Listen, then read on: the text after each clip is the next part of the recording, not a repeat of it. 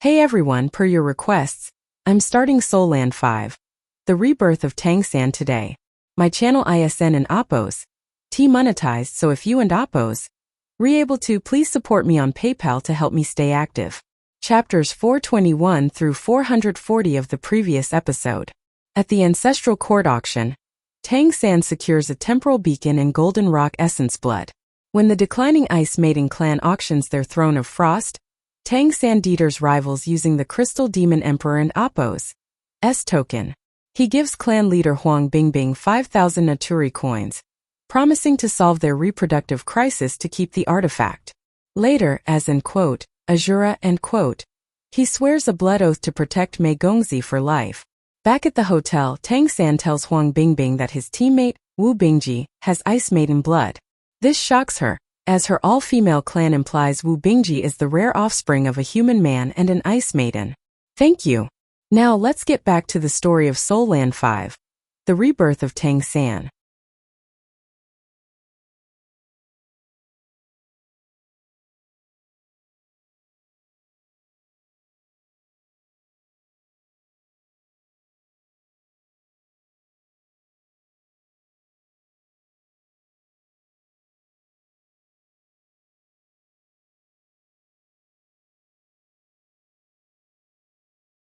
What exactly are you trying to do?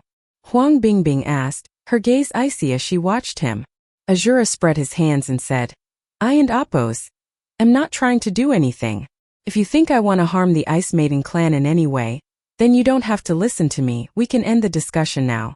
But I can truly provide solutions based on the situation of the Ice Maiden clan. If you think my suggestions are unreliable, we want an Oppos cooperate. Consider the 5,000 Naturi coins a gift. I want and Oppos take them back.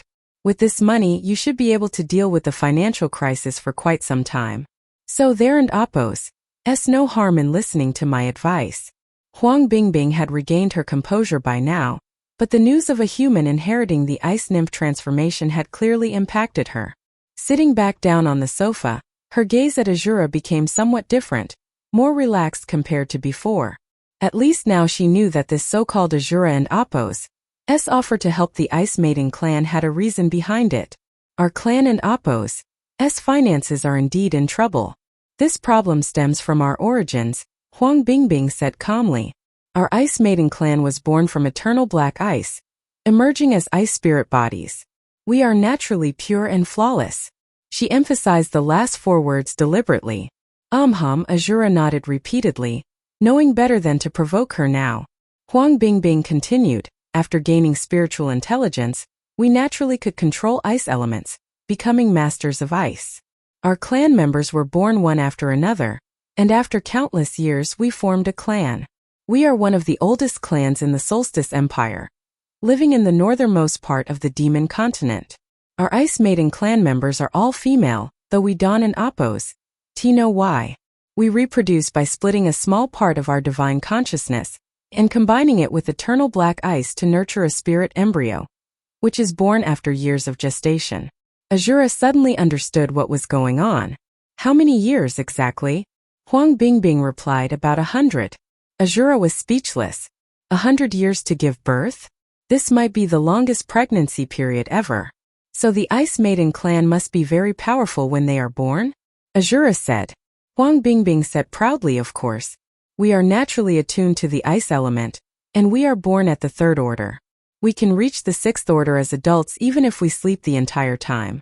Azura thought to himself, this doesn't and Oppos sound particularly strong, but once more, he knew better than to voice his words. Huang Bingbing continued, our Ice Maiden clan has always passed down their inheritance this way. How could we have any entanglements with humans and even produce offspring?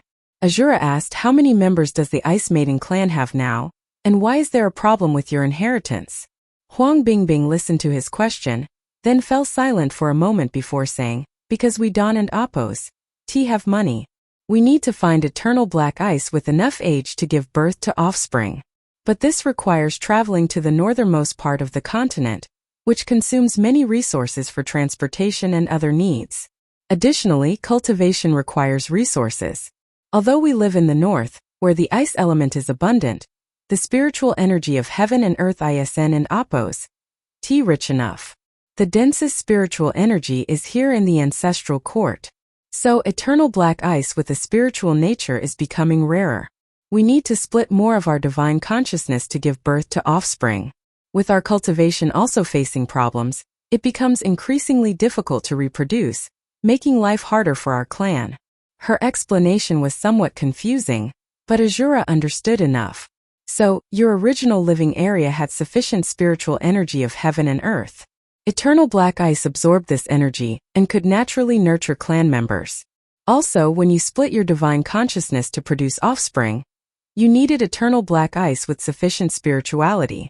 But now the quantity of this ice is decreasing. Additionally, for the ice maidens to reproduce, I understand that you must reach the 10th order, because only gods have divine consciousness to split.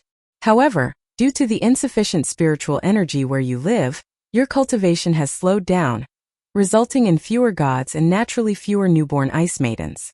And given that you lack the money to purchase natural treasures, you are stuck in a vicious cycle. Exactly. Huang Bingbing nodded. Azura sure understood the crux of the issue. He suddenly furrowed his brow, releasing his spiritual power to isolate the room from the outside. Huang Bingbing raised an eyebrow but then relaxed, understanding what he was doing.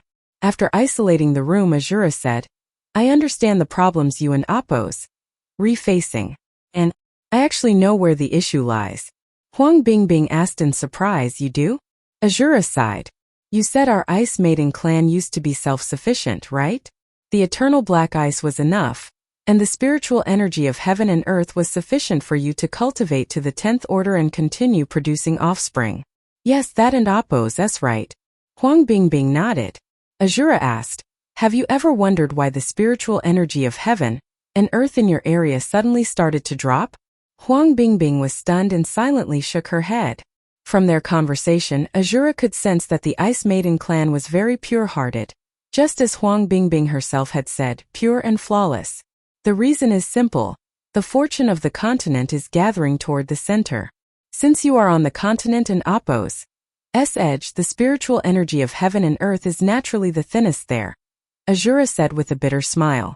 This situation was different from that of Kali City. As a prominent city, Kali City was also where fortune gathered. Although Kali City didn't and Appos' have as much spiritual energy as the ancestral court, it still had no significant issues. The emperors of the ancestral court probably accounted for this when they built the main cities. However, the Ice Maiden clan didn't and Appos' belonged to any main city, and the fortune of the extreme north was being siphoned toward the continent and Appos' center, making the spiritual energy increasingly thin. This was the reason behind the Ice Maiden clan and Appos' problem. What do you mean? Huang Bingbing asked, staring at him with wide eyes. Azura explained in simple terms, the ancestral court is gathering fortune, pulling the fortune of the entire demon continent and even the whole Phelan planet toward the center. This increases the fortune here, but as a result, the fortune at the edges of the continent, like in the extreme north where you live, naturally decreases. Consequently, the spiritual energy there also decreases because it follows the flow of fortune and gathers toward the center. This is the key issue you are facing. Huang Bingbing understood this time and stared at Azura with wide eyes. You mean to say that the ancestral court has been plundering our resources, causing problems in our inheritance? Azura nodded and said, in principle, yes. Damn it. I knew it. Our spiritual energy had been getting thinner and thinner. Huang Bingbing snarled, her icy face showing a rare expression of indignation. She stood up abruptly, ready to rush out. From their previous conversation, Azura had gained some understanding of her personality and anticipated such a reaction. He quickly moved to block her path. Move! Huang Bingbing raised her hand to strike him. Azura drew an arc with his right hand, deflecting her palm aside. Clan leader, please don and Appos' get angry. It won and Appos' help. I told you to move. Huang Bingbing struck again, this time with icy coldness surging instantly. Her beautiful eyes had turned ice blue. Azura didn't and Appos' dare to be negligent. The flow of time around him suddenly slowed, reducing the spread of coldness. At the same time, incandescent flames rose from his body. He drew a circle with his hands to block in front of him. A muffled thud echoed and Huang Bingbing remained unmoved, but Azura staggered back 3 steps, almost crashing into the door. Huang Bingbing was taken aback. She was surprised that when Azura blocked her palm strike, the coldness produced by her bloodline ability seemed to be partially absorbed. Then the incandescent flames surrounding Azura intensified at the final collision, actually blocking her attack. Huang Bingbing had not actually reached the Great Nymph King level. Without the Throne of Frost, she was just at the peak of the 10th order. Even so, she was a divine being and the most powerful in her clan. Meanwhile, she could clearly tell that Azura was only around the 9th order. Although his spiritual power was at the peak of the 9th order, he was undoubtedly not a god. Yet he could block her attacks consecutively, which was quite incredible. Moreover, his technique seemed to dissipate her attack as if absorbed into the ocean. Even though she didn't oppose to use her full strength, her realm was still significant, making this scene quite astonishing. Clan leader, please don't oppose. Be impulsive. Anger without power will do you no good. Are you planning to storm the Ancestral Court's council now? I dare say you won't oppose to even see a single emperor before you get caught. I oppose. I'll go to the Sunborn Nymph Emperor to complain. Huang Bingbing retorted, still angry. Azura shook his head silently and said, it oppose. Useless. The Ancestral Court oppose. Gathering of fortune benefits all emperors. The interests of the Ice Maidens aren't even on the list of priorities. Complaining won't oppose change anything. They won't oppose alter the status quo because of your complaint. After all, if the fortune is dispersed, the inheritance of the emperors will also be affected. Are you saying we should let our clan perish? Huang Bingbing oppose's voice was turning colder, and even felt somewhat shrill. Azura gave a bitter smile and said, I oppose. That why I oppose? Am here to solve your problem? So please don't oppose. Be impulsive. Let oppose. Analyze the situation first, okay? He gestured toward the sofa as he spoke. Huang Bingbing oppose's chest heaved with anger, but she eventually calmed down. She snorted angrily and turned to sit on the sofa. Azura finally breathed a sigh of relief. It was only now that the coldness in his body completely dissipated. Although the Lion-Tiger Golden Astral had absorbed the cold somewhat, there was a huge gap between their levels. Moreover, Azura could sense that upon reaching the god level, the bloodline of the Ice Maidens was no longer 3rd tier but at least 2nd tier. The extreme cold left him shivering. Returning to his seat, Azura looked at Huang Bingbing and asked, Clan leader, how many members does your clan have now? Huang Bingbing replied coldly, fewer than 1,000. Azura took a sharp breath. A clan with fewer than 1,000 members was clearly endangered. The Lion-Tiger clan was different. Even if they disappeared altogether, they were the offspring of lions and tigers, and they would eventually appear again. Even if the birth and survival rates were low, the lion and tiger races did not lack numbers. However, the Ice Maiden clan required 100 years to produce offspring. They were clearly on the brink of extinction. No wonder they had to auction off the icebound throne. They were desperate. You're in really critical condition, Azura said, taking a deep breath. Can you leave the extreme north and live near the Ancestral Court or in one of the main cities? Huang Bingbing shook her head. No, we can't oppose. Leaving the extreme cold environment would deplete our vitality, and our cultivation would also be difficult to improve. While we need the spiritual energy of heaven and earth, we also need the extreme cold environment. In a way, our bodies are like ice. If ice leaves the cold, it melts. If we leave, we will only die off faster. Azura frowned deeply. This was a really thorny problem. He had actually already devised a solution for the Ice Maiden clan and Appo's inheritance, although Huang Bingbing might not agree. However, at the critical juncture of life and death, she might have no choice but to accept it. But solving their fundamental problem was of the utmost importance. Without enough spiritual energy, nothing else would matter. Even if they could produce offspring, their overall cultivation would decline, leading to extinction. Huang Bingbing watched him intently but did not interrupt his thoughts. After Azura blocked her 2 attacks, her trust in him had increased without her even realizing it.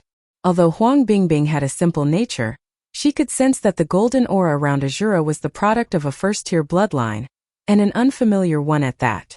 Moreover, the slowing of time was beyond her understanding.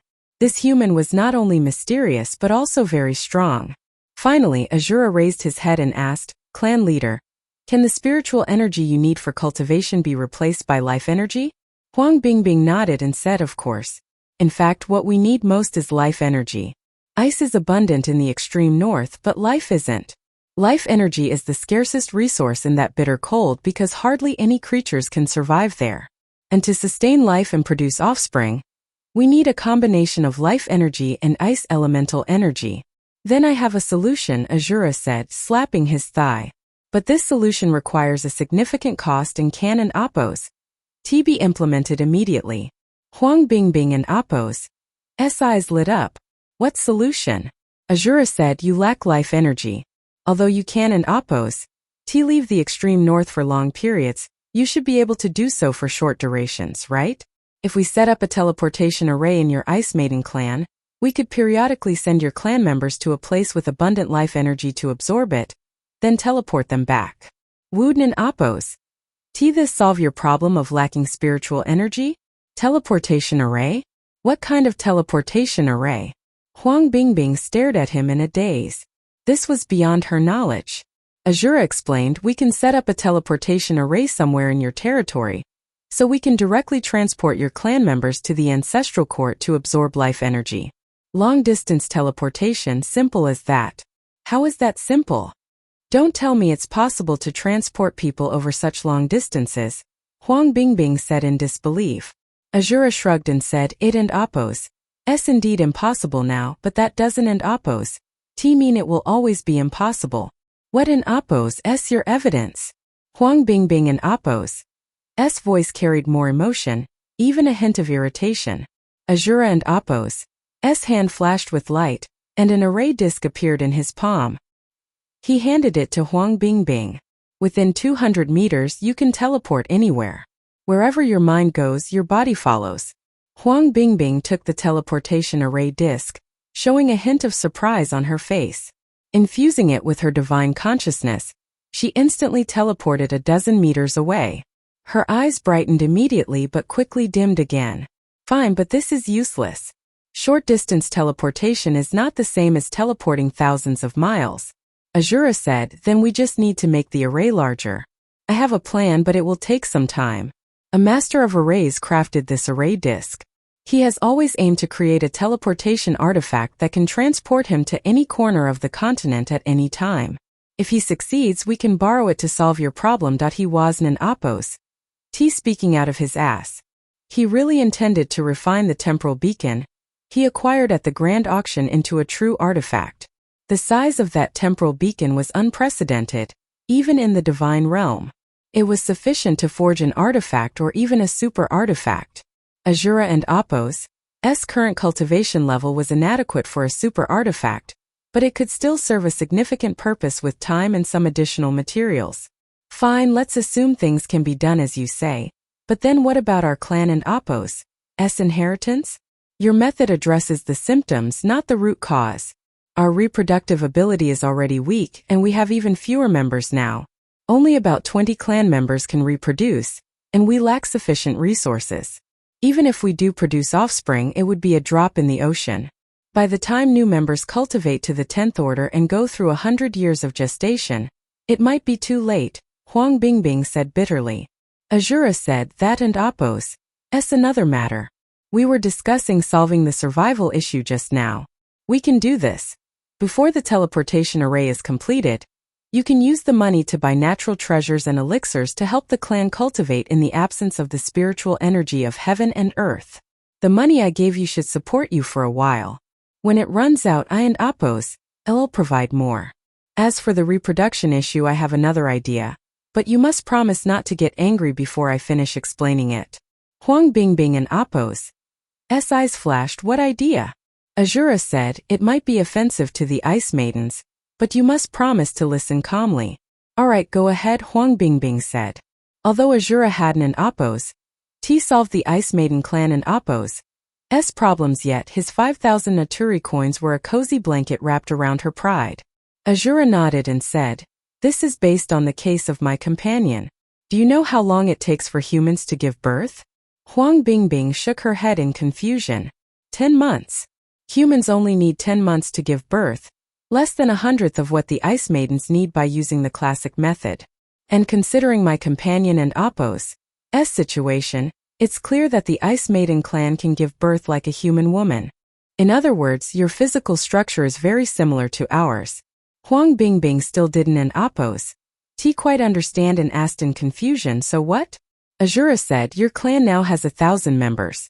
What if, instead of using the method of splitting divine consciousness to reproduce, you combined with humans? Theoretically, the number of Ice Maiden clan members could double within a year. In 10 years at most, your reproduction problem could be completely solved. What did you say?" Huang Bingbing and Appo's voice suddenly rose as she stood up abruptly. "I and Appo's am just suggesting." Dawn and Appo's get agitated, Azura said, fearing she might attack again.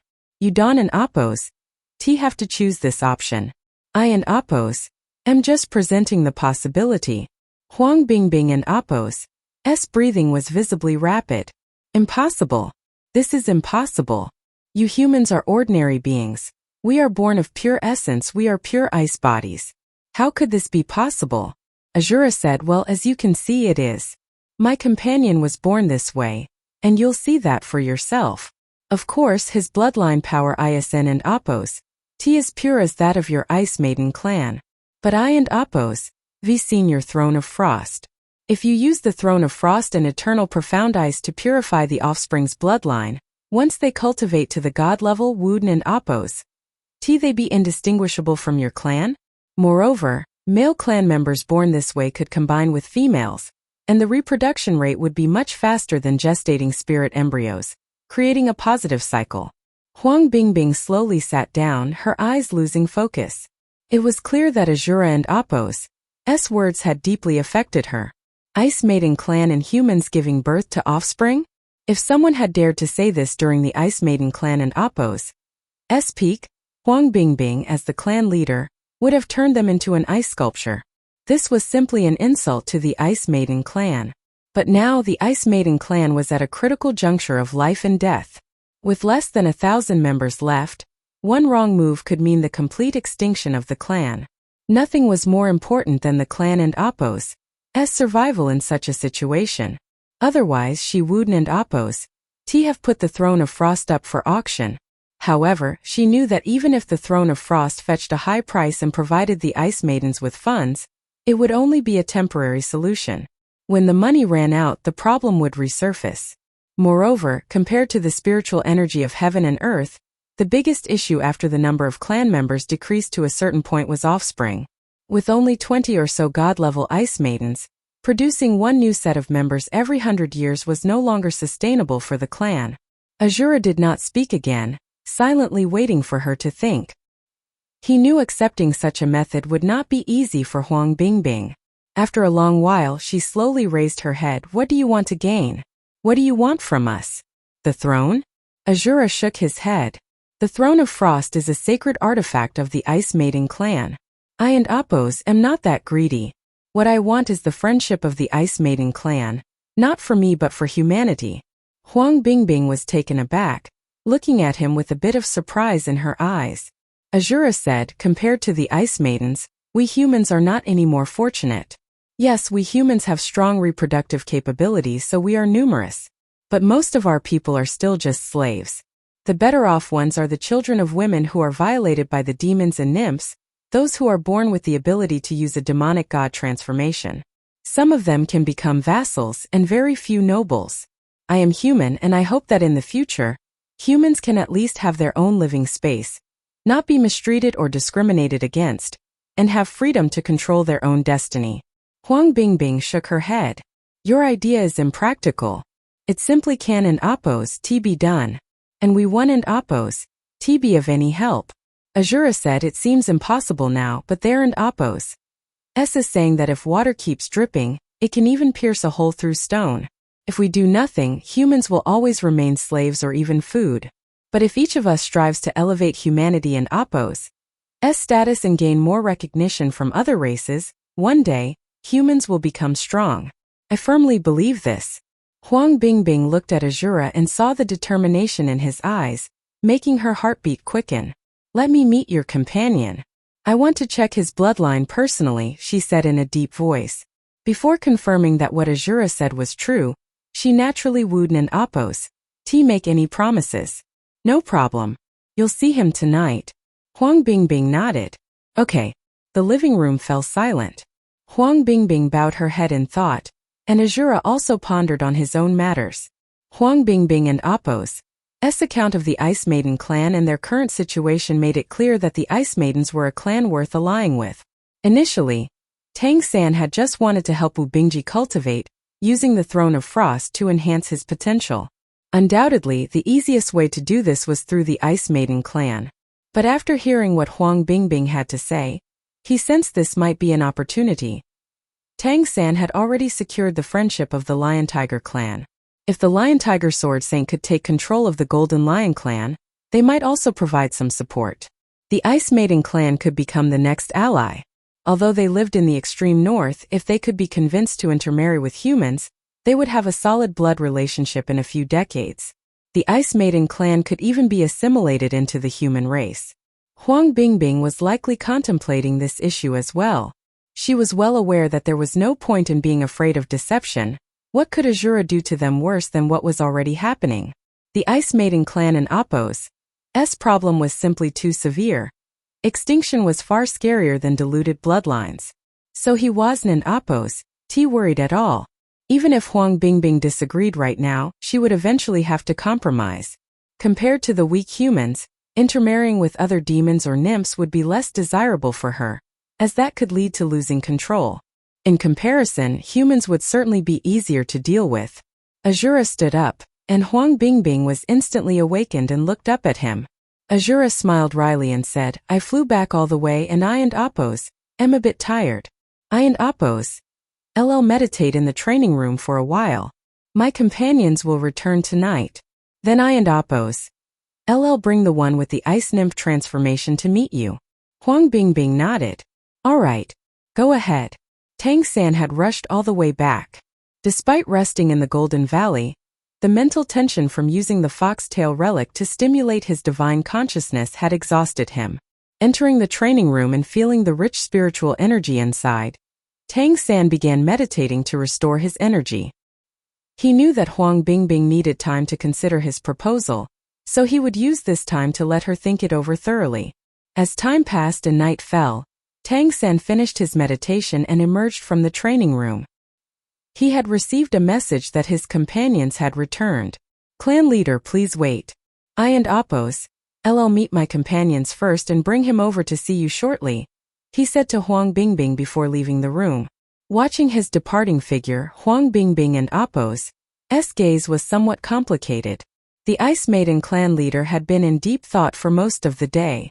Azura's explanations and analyses were very clear-cut, with the most crucial point being the existential threat facing the Ice Maiden clan. In the face of extinction, other problems seemed insignificant. If the problem could be solved as he suggested, it might be the only way out for the Ice Maidens. She sighed inwardly, knowing that if she agreed, she would have a lot of work to do when she returned. Getting the entire clan to accept intermarrying with humans would not be easy. Leaving the room, Tang San went upstairs according to his previous arrangement with his master, and arrived at the Demon King level guest room that Zhang Haoshuan had reserved. He knocked on the door, and when it opened, he saw that his companions were all there. Everyone looked tired, but when they saw Tang San, whom they hadn't and Appos seen for days, they all showed wide smiles. They didn't and Appos know what Tang San had been doing during this time, and Zhang Haoshuan hadn't and Appos told them either. They had been climbing the sacred mountains of the emperors to improve themselves. Although it had cost a lot of money, the results were awe-inspiring. I and Appos am back, Tang San said with a smile as he walked forward. Dubai Kudin and Appos wait and rushed over. Little Tang, where have you been these past days? Tang San smiled and said, I was doing something good. Sister Chung, your essence blood has been prepared. After we return, we and Appos help you with the bloodline purification, just like senior brother Guli. Chung Zicheng was stunned at first, then overjoyed. Really? That and Appo's great. Long live little Tang, he? What about me, what about me? Dubai asked excitedly, jumping with joy. Tang San said helplessly, didn't an Appo's? You just have an upgrade? High-level essence blood from the Celestial Fox clan ISN and Appo's. Easy to obtain. What? None for me? They all knew Tang San had gone to the grand auction, so hearing there was no Celestial Fox essence blood, Dubai knew he was out of luck. Even though he had recently upgraded, who would complain about improving their cultivation quickly? Guli mocked him, you and Appo's. Never satisfied. You always want more without putting in the effort yourself. Dubai retorted, then you shouldn't and Appo's. Use essence blood either. Let's see you put in more work then. Alright, stop arguing. Everyone sit down, Zhang Haoshuan said, coming out from the back room. Seeing his disciples, his smile grew even wider. He thought Tang San and Appo's early departure that day was very wise. The foxtail relic was obviously a rare treasure, and many fox clans were searching for it afterward. However, the Etherhorn Merchant Association stated that they were the ones that had purchased it on behalf of someone, and refused to disclose the buyer's identity. Not because the Merchant Association was particularly righteous, but because the benefits from Tang San and Appo's array master were too significant. Everyone sat down in the living room. Zhang Haoshuan activated his divine consciousness, setting up an isolation barrier, then nodded to Tang San. Tang San said, there were indeed many good items at the ancestral court auction. You and Appo's find out the specifics when we return to Golden Valley. It and Appo's beneficial for everyone. Sister Zicheng and Brother Gu and Appo's essence blood issues are resolved, which should be enough until you reach the peak of the 9th order. We and Appo's figure out a solution for your ascension to the 10th order in the future. How has your cultivation progress been lately? Chang Zicheng, perhaps too excited by the good news, was the first to speak up. It and Appo's going great. I and Appo's gained a lot at the Undying Demon Emperor and Appo's place. The daily burning flames from his sacred mountain make my body feel tougher and stronger, and it seems like my bloodline purity is also improving. The only downside is the huge energy drain. I come back exhausted every day. Thankfully, the supplements you gave me help restore my energy. The progress I and Appo's made in this period feels like months of training at the academy. Wu Bingji finally spoke up. It and Appo's just a bit expensive. As he spoke, he looked at Tang San. Although he didn't and Appo's asked like Dubai, his eyes showed a mix of expectation and slight disappointment. Tang San hadn't and Appo's mentioned finding suitable essence blood for him. Wu Bingji knew his situation. His bloodline purity had somehow allowed him to reach his current level, but it hadn't been without difficulties. And while he could reach the 9th order, pushing to the peak would be challenging, let alone breaking past it.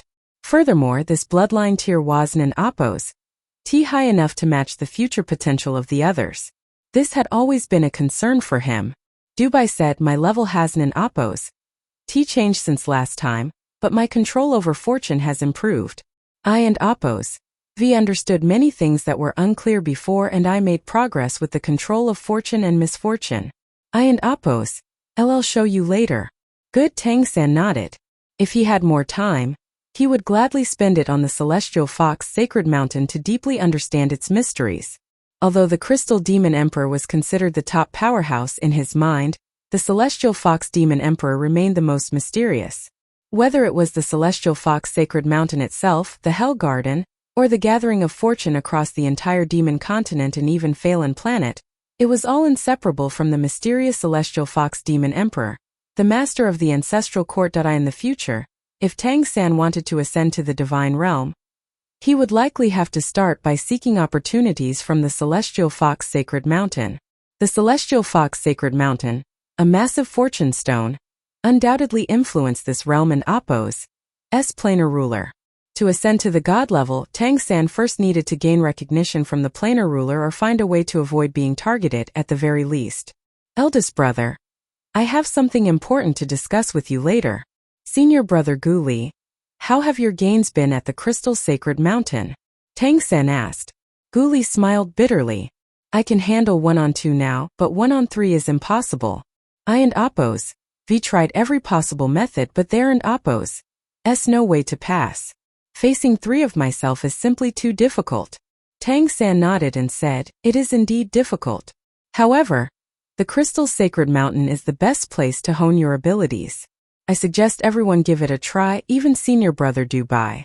When you face multiple versions of yourself, those copies will use your abilities, and as the saying goes, and Appo's, an onlooker sees more clearly.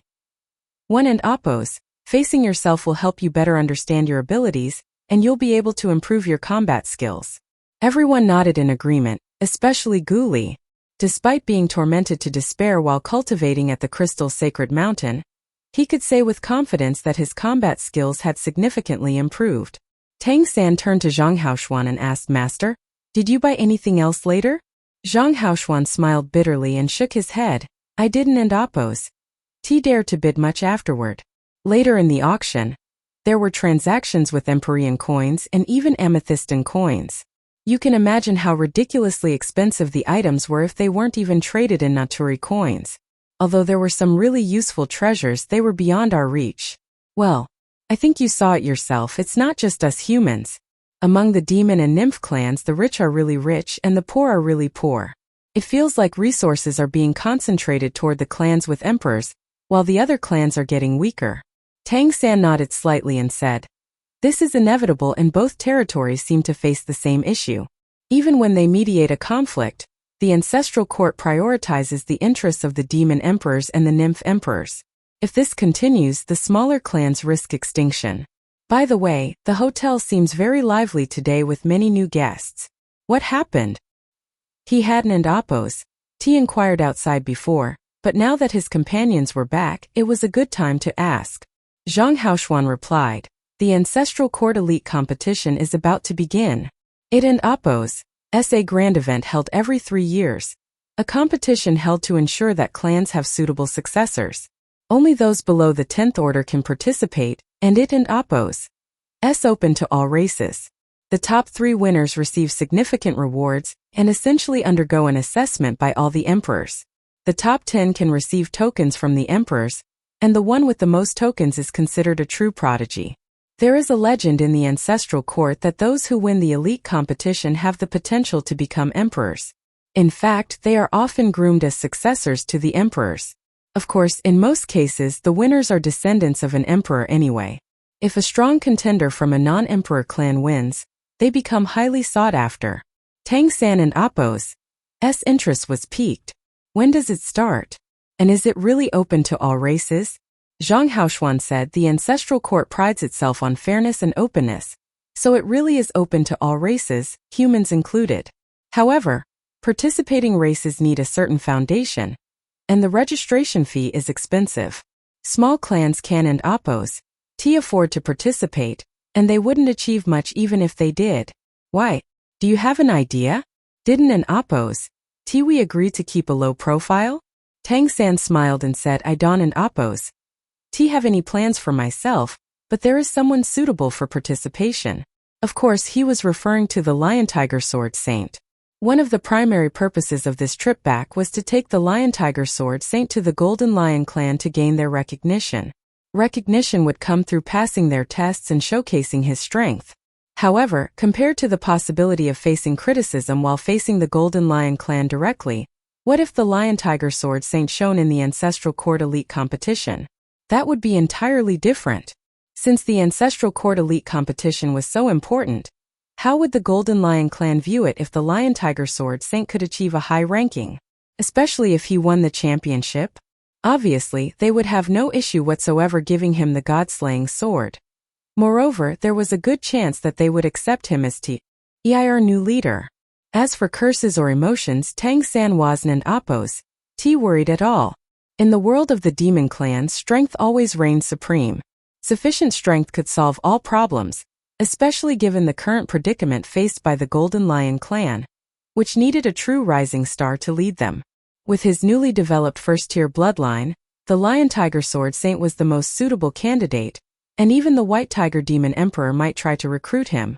Whether to ally with the lions or the tigers didn't and Appo's matter to Tang San. He would go with whichever side offered the greatest benefits.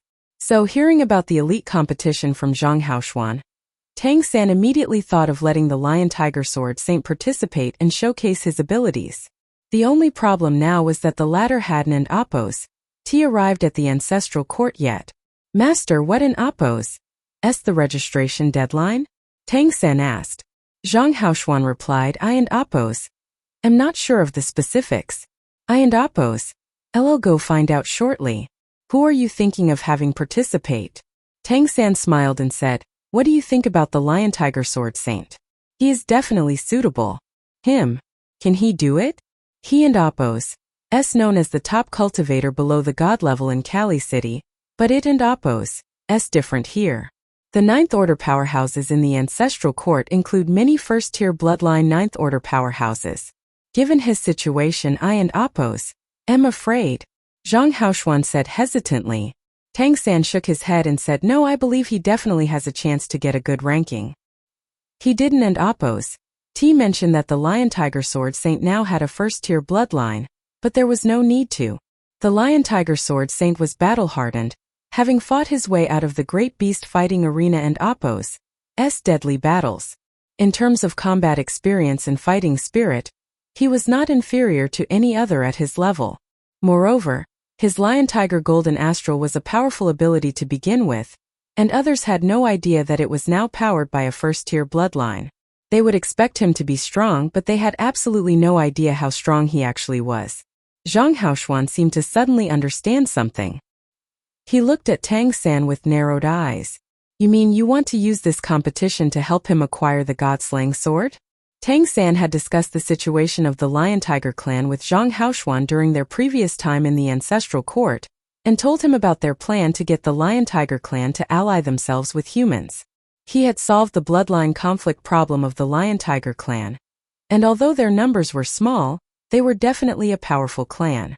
Tang San nodded slightly. The Lion Tiger clan would take too long to develop on its own.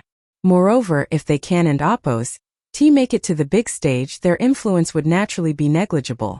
If in the future, the Lion Tiger clan can gain true recognition from the lion and tiger races and become a powerhouse among them, the dynamics of these two major clans might change. If Big Cat becomes the leader of either the Golden Lion or the Golden Tiger clans, it would benefit us plenty.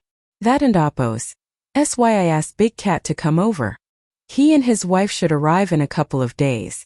Zhang Haoshuan and Appos' breathing became a bit rapid, and there was something more in his eyes as he looked at Tang San. While the others were somewhat confused by what they were hearing, Zhang Haoshuan understood what Tang San was aiming for. For humanity to rise in the future, standing in opposition to all the demon and nymph races was impossible. Humans were too weak, and most importantly, they lacked their own inheritance, relying on the demonic god transformation to gain some abilities.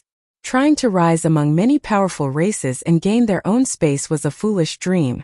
But if others, especially strong ones, supported them, it would be much easier. This was indeed a path forward. In fact, it aligned with what the Redemption Society had always wanted to do, precisely the plan that led to Mei Gongzi seeking to inherit the throne of the Peacock Demons. Undoubtedly, Mei Gongzi and Appos' bid to become the clan leader of the Peacock Demon clan was tough. Although she had gained the recognition of the Peacock Great Demon King, she would still face numerous challenges in gaining acceptance from the entire clan and the ancestral court. But the Lion Tiger clan was different. The Lion Tiger clan was related to both the lion and the tiger races. Although they faced rejection from both races, the fact that neither the lion nor the tiger races had exterminated them showed that blood was thicker than water. If the Lion Tiger clan could prove that their half-blood people were superior to lions and tigers, they might be able to turn things around. This would be something the ancestral court would not reject. It might even be easier than Mei Gongzi and Appos' efforts with the Peacock Demon clan. After all, the Lion Tiger Sword Saint was a pure-blood demon, and he was incredibly strong at that. Seeing his master clearly entertaining the idea, Tang San quickly said, let and Appos' take it one step at a time and adapt as we go. The best-case scenario is what we and Appos' imagined, but even if it doesn't and Appos' work out, we and Appos' still have the friendship of the Lion Tiger clan. Tang San didn't and Appos' T worry at all about whether the future friendship with the Lion-Tiger clan would last. Without him, the Lion-Tiger clan wouldn't oppose T be able to resolve their bloodline conflict within even a few centuries, much less a few weeks. The bloodline conflict would naturally fade as they reproduced and the mingling bloodlines reached stability, but that was many generations in the future. If they wanted to do it now and ensure their survival, they needed Tang San and Appo's help. This kind of relationship was rooted in the deepest biological need, the need to survive, and if anyone wanted to harm Tang San, the Lion-Tiger clan would absolutely stand in his defense at all costs. Zhang Haoshuan nodded and said, "So that's what you had in mind when you bid for the God-slaying sword. Beautiful, I have to say. If this succeeds, I and Appo's LL report your achievements to the organization. Tang San, I and Appo's am really starting to see hope in you." Tang San said, "Don and Appo's T say that. As humans, it and Appo's our duty. These are things we should and must do. We and Appo's just working in this direction. And speaking of that, there and Appo's another clan that we might possibly win over." "Oh," Zhang Haoshuan perked up. "Another one? Which clan? Even if it and Appo's a small clan, we should try. Every little bit helps." Tang San nodded. "It and Appo's a small clan. They are almost on the brink of extinction, which in fact is also our opportunity. This clan is related to the eldest senior brother." "Related to me?" Wu Bingji pointed at himself, looking puzzled. Tang San nodded to him and then turned back to Zhang Haoshuan. "Master, do you remember the Throne of Frost at the end of the rare items auction? Later, the Ice Maiden clan leader cancelled the auction and left with the Throne of Frost." Zhang Haoshuan nodded. "Of course I remember." Tang San said, "Well, the Ice Maiden clan leader and Appo's name is Huang Bingbing and she and Appo's waiting in my room right now." He then briefly recounted his conversation with the Ice Maiden clan leader, detailing the plight faced by the Ice Maiden clan. The fact that he originated from the Ice Maiden clan was something Wu Bingji himself was not aware of. He knew that he had inherited his bloodline from a nymph with the ice attribute, but he actually had no idea about his own parents. Hearing Tang San and Appo's explanation, he realized that it wasn't Appo's his father who was a nymph as per usual, but his mother who was an ice maiden. This revelation made his expression turn strange. All along, he had harbored hatred for the demons and nymphs like other humans, because of the common issue of their mothers being violated. But now it seemed that his case wasn't Appo's that tragic.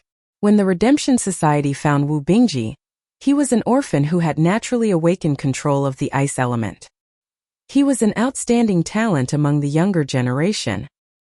He was later sent to Redemption Academy in Kali City, where he grew up under the care of the teachers and became a disciple of Guanlong Jiang.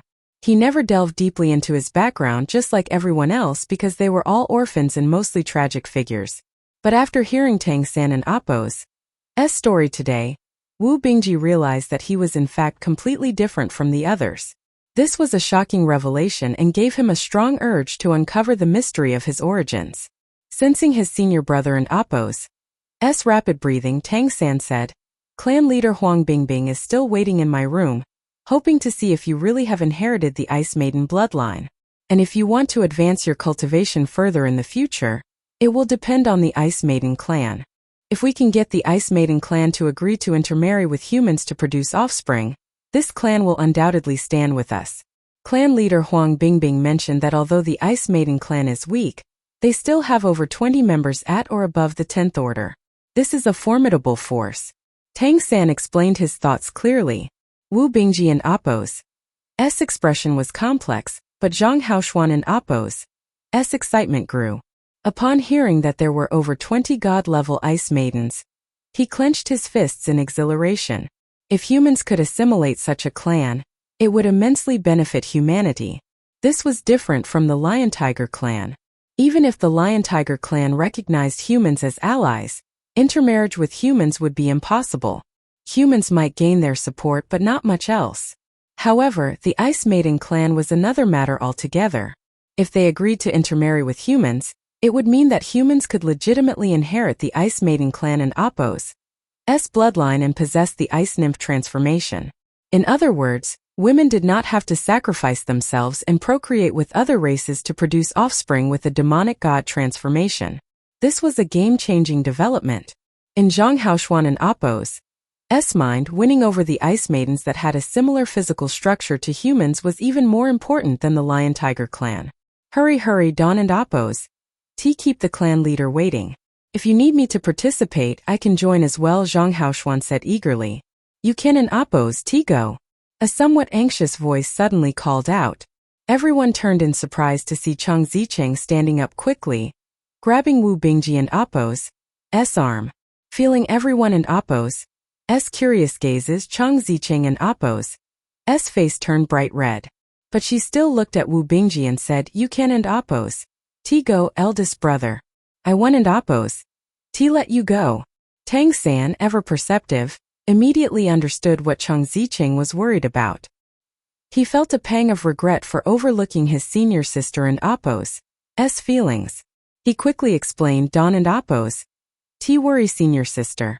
I and Appo's am asking senior brother Wu to go because he has to prove to the Ice Maiden clan leader that the offspring of humans and the Ice Maiden clan can inherit the bloodline and become very powerful. It and Appo's not to arrange a marriage. Rest assured, if the Ice Maiden clan wants to intermarry in the future, the Redemption Society has plenty of candidates. It won and Appo's be the eldest senior brother. Chang Zicheng turned her head away and said, Marriage alliances have nothing to do with me. Wu Bingji had already regained his composure. He looked at Tang San, then at Zhang Haoxuan. I and Appo's go see her. Tang San. He paused at this point, ultimately not finishing his sentence. But Tang San already understood what he wanted to say. He lowered his voice and said, You can try. Try to ask, although you might not get a result. So be mentally prepared, senior brother. Wu Bingji evidently wanted to inquire about his background, particularly about his mother. Chang Zicheng had already let go of Wu Bingji and Appo's hand when Tang San mentioned that he would and Appo's be arranging a marriage. Wu Bingji said, I understand. Let and Appo's go now. With that he turned and walked out. Tang San bowed slightly to his master before following Wu Bingji. Chang Zicheng then turned away, pouting and snorted, I and Appo's am going back to my room. With that she also walked out. Dubai stuck out his tongue and whispered to Guli, This is a one-sided love, Asen and Appo's it? Chang Zicheng had sharp ears. She quickly came back, glaring at Dubai. Who did you say has a one-sided love? Dubai, in his infinite wisdom, instantly changed his tune. I was talking about myself. I and Appo's always admired you, always a one-sided love, but you just Dawn and Appo's see me that way. Chang Zicheng snorted disdainfully. You? With that she turned and walked out. Zhang Haoxuan shook his head helplessly. It was clear to everyone that Chang Zicheng had feelings for Wu Bingji. Although they were still young, Wu Bingji clearly had no interest in romantic relationships, focusing entirely on cultivation. Even though he knew about Chang Zicheng and Appo's feelings for him, he had never responded to her. In this regard, Zhang Haoxuan had always thought it was only appropriate. After all, Wu Bingji was the eldest senior brother, and Chang Zicheng was still young, so there was no rush. But today, it seemed that Chang Zicheng had genuinely fallen for her senior brother. Otherwise she wouldn't and Appo's have reacted so strongly just now. Tang San walked side by side with Wu Bingji towards his room. As they walked, Tang San asked in a low voice, Senior brother, about Sister Zicheng. Wu Bingji gently shook his head and said, I know how she feels about me, and it's not that I am rejecting her. But I Dawn and Appo's have the leisure to think about these things right now. When I turned 18 and became an adult, I made a vow. If I Dawn and Appo's reach the god level, I won and Appo's start a family. Tang San nodded and said, There and Appo's no rush. You are both still very young. But speaking of that, the Ice Maiden clan and Appo's help should be a good opportunity to reach the 10th order. I and Appo's asked the clan leader to let you try cultivating with the Throne of Frost this time. She took a good pile of money from me, so she shouldn't and Appo's refuse. Eldest brother, you should take this opportunity to purify your bloodline to the level where you can cultivate to the peak of the 9th order, at least. In the future, when you reach the point of becoming a god, you will definitely need to visit the Ice Maiden clan. Yes, Wu Bingji nodded. The sudden change in his background made his emotions very complicated and somewhat chaotic. The two arrived at Tang San and Appo's room. Tang San knocked on the door. The door opened, revealing Huang Bingbing and Appo's stunning face. Clan leader, we and Appo's back. Tang San nodded to her. Huang Bingbing and Appo's gaze, however, bypassed him and fell on Wu Bingji. Bloodline power resonance was immediately apparent among members of the same clan. Wu Bingji instantly felt his blood stir slightly, and a chill naturally emanated from him. His eyes turned ice blue. Huang Bingbing and Appo's eyes also turned ice blue. When their eyes met, Wu Bingji immediately felt an indescribable sense of closeness, and in spite of the room temperature dropping, there was a massive warmth spreading in his chest. He blurted out, Wu Bingji greets the clan leader. Come in, Huang Bingbing said as she silently felt the fluctuations in Wu Bingji and Appo's bloodline, stepping aside to let them in. The two walked into the room, with Wu Bingji looking somewhat restrained, staying close to Tang San. Huang Bingbing led them to the living room and gestured for them to sit. Tang San pulled Wu Bingji to sit down. Huang Bingbing sat down beside Wu Bingji and unceremoniously grasped his wrist. Wu Bingji glanced at Tang San and didn't Appo's resist. He knew she was inspecting his bloodline. Huang Bingbing closed her eyes, silently observing. With her divine consciousness, she could clearly feel every detail of Wu Bingji and Appo's body, especially the bloodline strength and purity. After a full quarter of an hour, Huang Bingbing released his hand and muttered, Your bloodline strength is average, but your cultivation is very good. You're at the peak of the 8th order, and you are suppressing your cultivation and concentrating your energy. The key is that your vitality is very strong, stronger than our normal clan members. If the bloodline purity is improved, there and Appo's hope for reaching godhood. As she said the last words, her beautiful eyes widened slightly, and she tilted her head as she looked at Wu Bingji. Did you reach this level entirely through your own cultivation? Wu Bingji looked at her and nodded slightly. Yes. I had some opportunities, but the cultivation was all done by myself. Huang Bingbing mused, since you reached the peak of the 8th order through your own cultivation, there really is hope. Although you and Appo's reached a bottleneck, this is common for most clan members. Your bloodline purity, considering your human half, is very high. You must be a descendant of one of our god-level elders. Do you know who your mother is? God-level elder? Wu Bingji and Appo's expression changed. I don't and Appo's know. I actually wanted to ask you, clan leader, if you could help me find my mother. Huang Bingbing and Appo's face turned cold and she said sternly, Do you know what the punishment is for secretly marrying an outsider? In our clan it means returning to the source and being reshaped into ice. Wu Bingji was taken aback. Clan leader. Huang Bingbing ignored him and turned to Azura. You and Appo's proven that what you said is true. But this matter is too significant for me to make a decision now.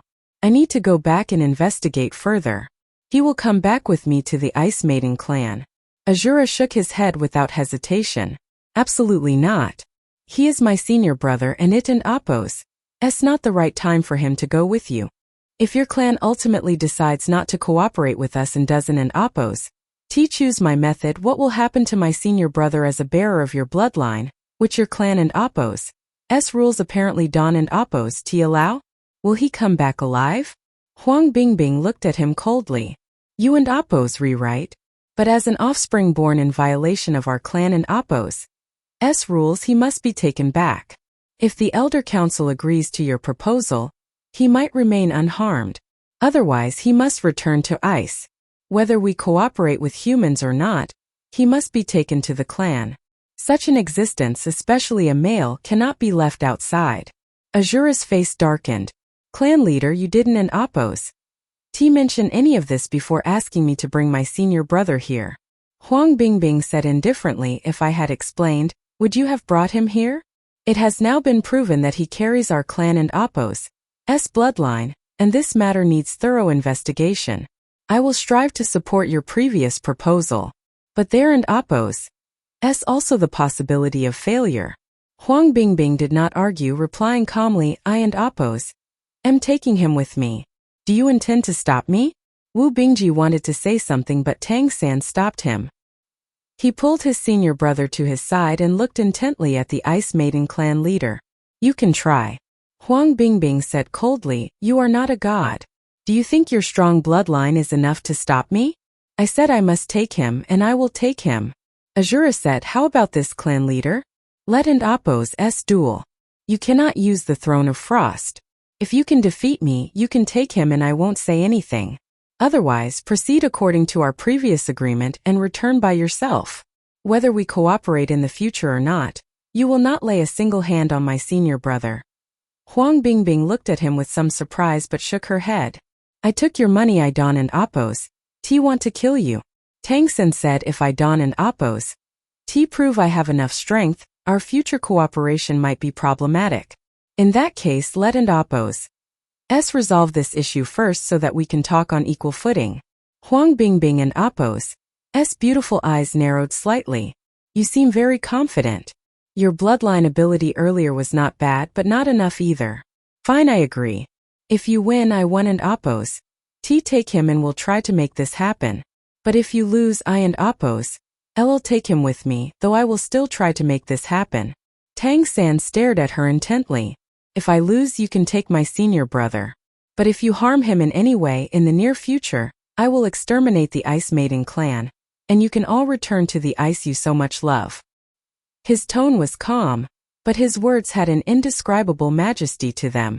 This version of Tang San/Azura was someone neither Huang Bingbing nor Wu Bingji had ever seen before.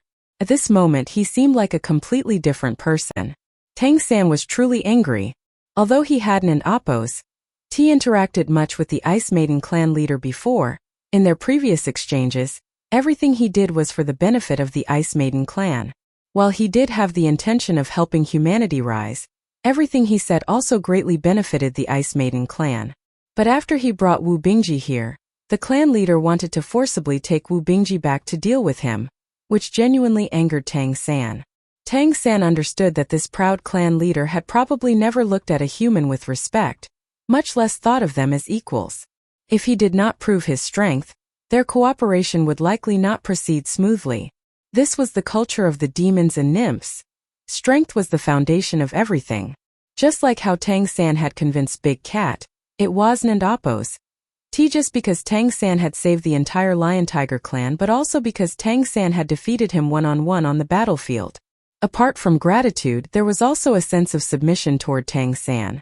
Tang San said, Clan leader, let's head in the direction of the Ice Maiden clan. We and oppose. L'll find a place outside the ancestral court to fight, and my senior brother will be there to witness the fight. Earlier I gave you 5,000 Naturi coins. If I win you can still take these coins, I will not ask for that money back.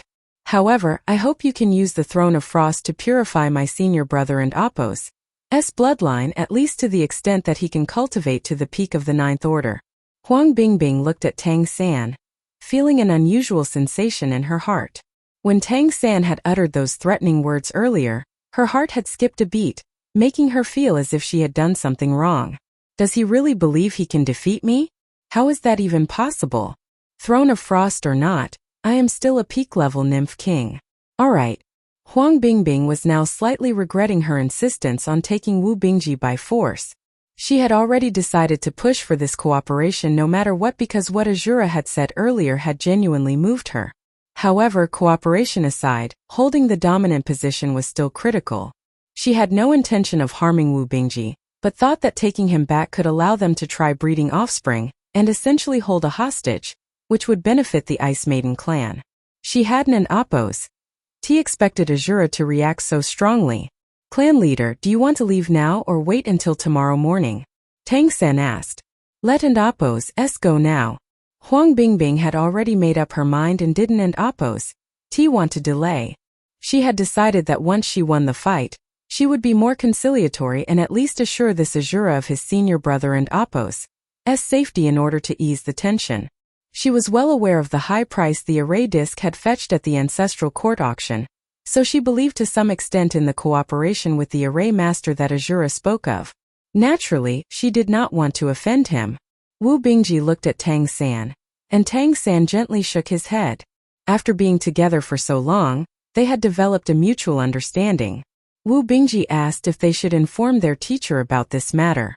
Tang San and Appo's answer was no. Although Zhang Haoxuan was now a god-level powerhouse, he had only recently attained that level and was still inferior to Huang Bingbing. Moreover, Huang Bingbing had the Throne of Frost, which elevated her to the level of a great nymph king when used. Tang San had just pressured her not to use the Throne of Frost. But if Zhang Haoxuan came and Huang Bingbing felt threatened, things could go badly. Therefore, from the beginning, Tang San had planned to face the situation alone. Huang Bingbing didn't and Appo's have much to pack, so she and Tang San left the White Tiger Grand Hotel and rented a carriage in front of the hotel, heading straight for the outskirts of the ancestral court. Since Huang Bingbing was returning to the Ice Maiden clan, she naturally chose the northern exit. Sitting in the carriage, neither side said a word, each absorbed in their own thoughts. Wu Bingji and Appo's feelings were the most complex at this moment. Although he didn't and Appo's know Huang Bingbing and Appo's exact cultivation level, she was definitely a god. How could Tang San challenge such a person? However, from Tang San and Appo's previous words, he knew that Tang San was confident. Moreover, he had never seen Tang San do something he wasn't and Appo's sure about. Earlier, Huang Bingbing had said that with his bloodline, his mother should be a god-level elder of the Ice Maiden clan. This meant that his mother was likely still alive and in the Ice Maiden clan. From this perspective, Wu Bingji truly wanted to go to the Ice Maiden clan. Even if it was risky, he wanted to see what his mother was like. So he had made a decision in his heart. If Tang San couldn't and Appo's win, he would immediately tell Huang Bingbing that he was willing to go to the Ice Maiden clan and ask her to spare Tang San.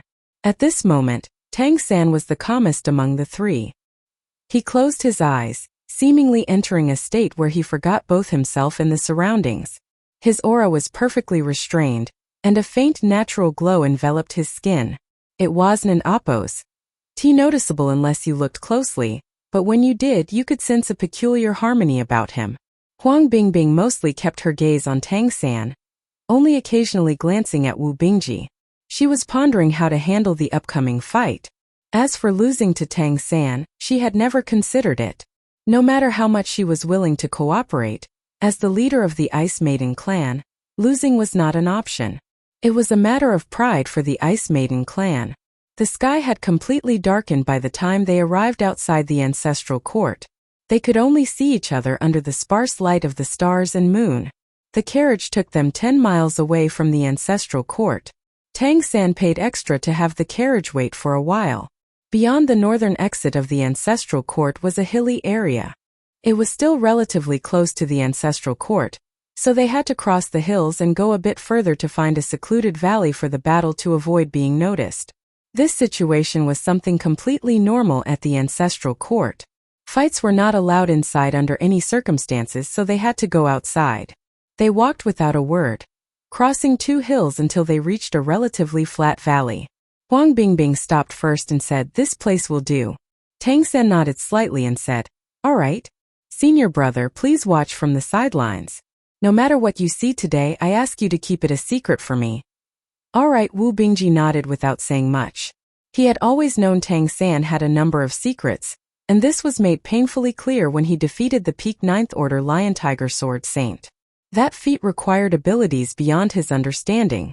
Now Tang San was about to challenge a god-level powerhouse. Wu Bingji wanted to see how deep his junior brother and Appo's reserves were and what he relied on to face such an opponent. He moved away to a safe distance, while Tang San and Huang Bingbing stood facing each other, only a dozen meters apart. Huang Bingbing said coldly, "Do you really want to fight me? It and Appo's not too late to stop. How about this? I can promise to spare his life. Even if the clan ultimately doesn't and Appo's agree to cooperate with humans, I will protect his life." Azura shook his head and said, "My senior brother can and Appo's go with you, at least not now. If the Ice Maiden clan truly allies with humans in the future, then he can go back even to find his mother, but not now." Huang Bingbing said indifferently, "I didn't and Appo's expect you to be so stubborn. Well, if you want to do this, let's do this. Let me see how you defeat me." Her aura changed abruptly as she spoke, and a sudden chill spread like a cold night. A flash of light emanated from Azura, and in an instant, he was 100 meters away, directly widening the distance between himself and Huang Bingbing. It was the teleportation array disk he had shown her earlier. At such close range against a 10th order nymph, he Wooden and Oppos have many chances to use his abilities before being simply steamrolled. He was very familiar with Wu Bingji and Oppos' ice nymph transformation. The most vital aspect of the ice element was its ability to control the fight, not its hardness or whatever.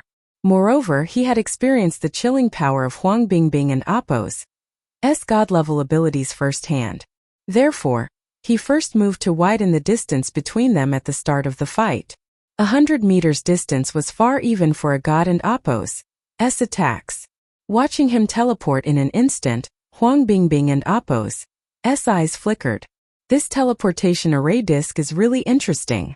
Then she saw that Tang San had a hammer in his hand, a black hammer that emitted a faint red glow. It was Sky Shatter.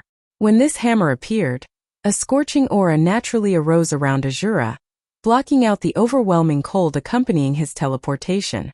This was one of Tang San and Oppos' sources of confidence in challenging a 10th order powerhouse. Sky Shatterer was made of heavenly fire essence iron and modified by Tang San. Now it was his forging hammer but also his strongest weapon. In his previous life, Tang San and Oppos' best weapon had also been the hammer. After all, apart from the Blue-Silver Emperor, he also had the Clear Sky Hammer as his martial soul, the one as the strongest tool soul. With the hammer in hand, his aura suddenly surged. His eyes brightened, and a faint purple glow burst forth, causing his spiritual power to increase dramatically.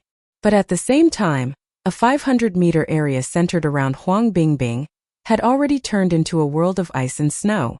Yes, it was that fast. At the god level, forming a basic domain within a certain range was within the realm of possibility, especially for someone like the leader of the Ice Maiden clan. The ground froze, becoming as smooth as a mirror. Large snowflakes floated in the air, and the temperature plummeted. Even Wu Bingji, who also possessed her bloodline and had retreated to a distance, could feel the intense cold. Wu Bingji and Oppos' eyes widened as he watched the impending battle unfold. He understood that he had been brought here not just to watch Tang San, but also to observe Huang Bingbing and Oppos' combat methods. After all, she was the true heir of the Ice Maidens. Wu Bingji was sure to learn a lot from her combat style. Isn't this basically an expanded version of my own ice path? An ice world, I guess you'd call it? In this domain, ice element users would undoubtedly experience a significant boost in their power. Huang Bingbing and Oppos' graceful body slid across the ground, shooting toward Azura like an ice arrow from 100 meters away.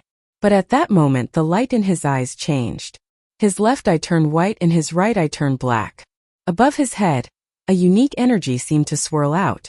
This was the fusion of heaven and hell, the alternation of fortune and calamity, the polar domain. This was the first time Tang San used this domain in battle. As Huang Bingbing sped forward, she felt her heart skip a beat. The distant Azura grew taller instantly, and everything around her seemed to slip out of her control. The ice on the ground in front of her suddenly cracked, impeding her movement. Additionally, a few snowflakes drifted into her line of sight, blocking her vision.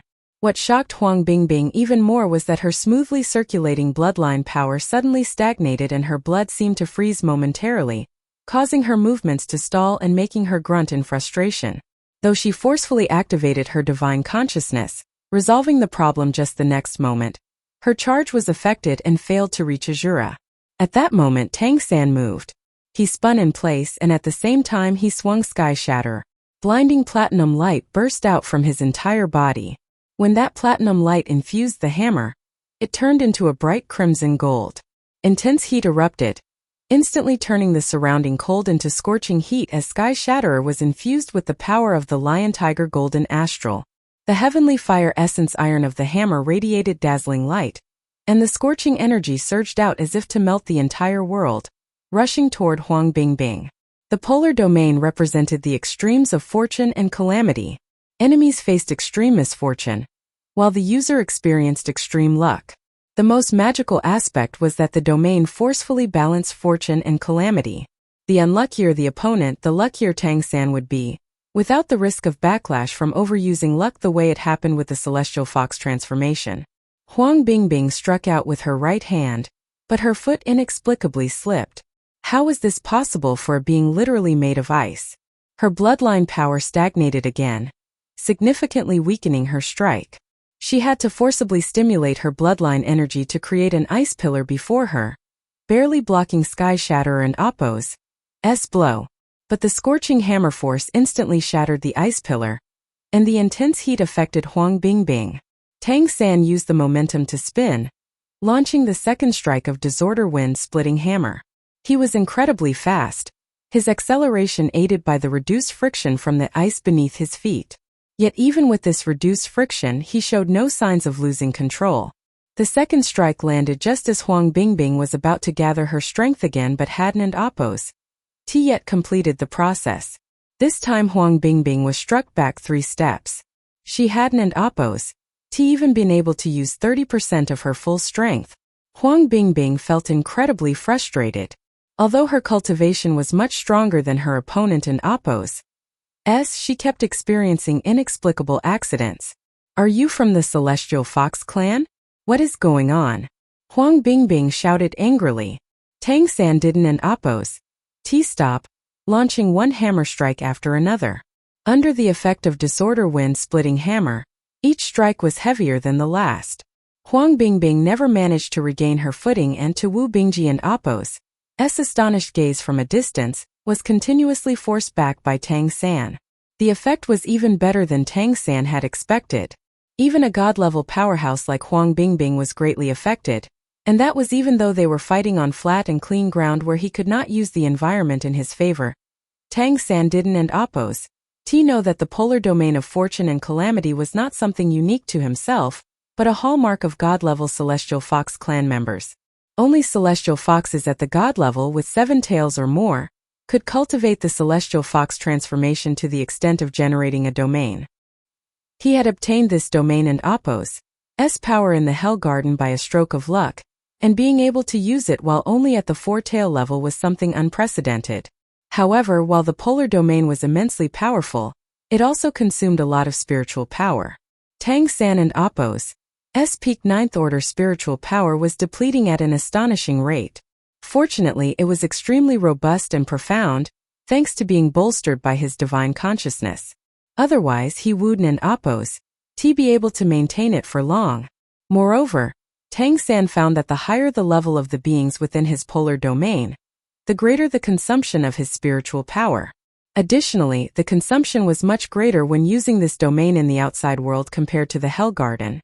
At this moment, he was trapping a god-level cultivator.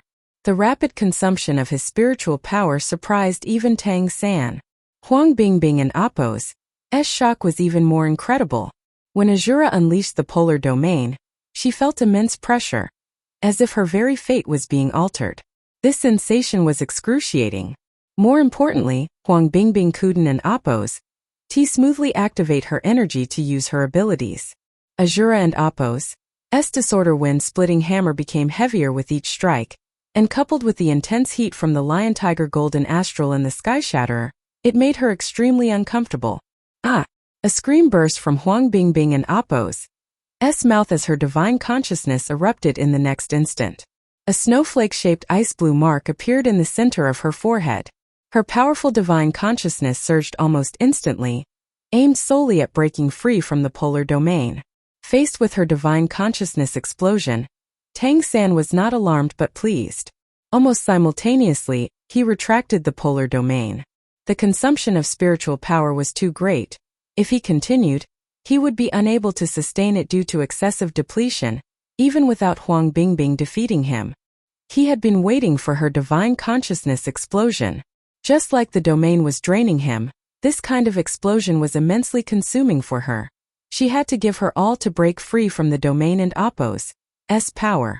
Given the difference in their cultivation, Tang San had no intention of letting his polar domain clash head-on with her divine consciousness.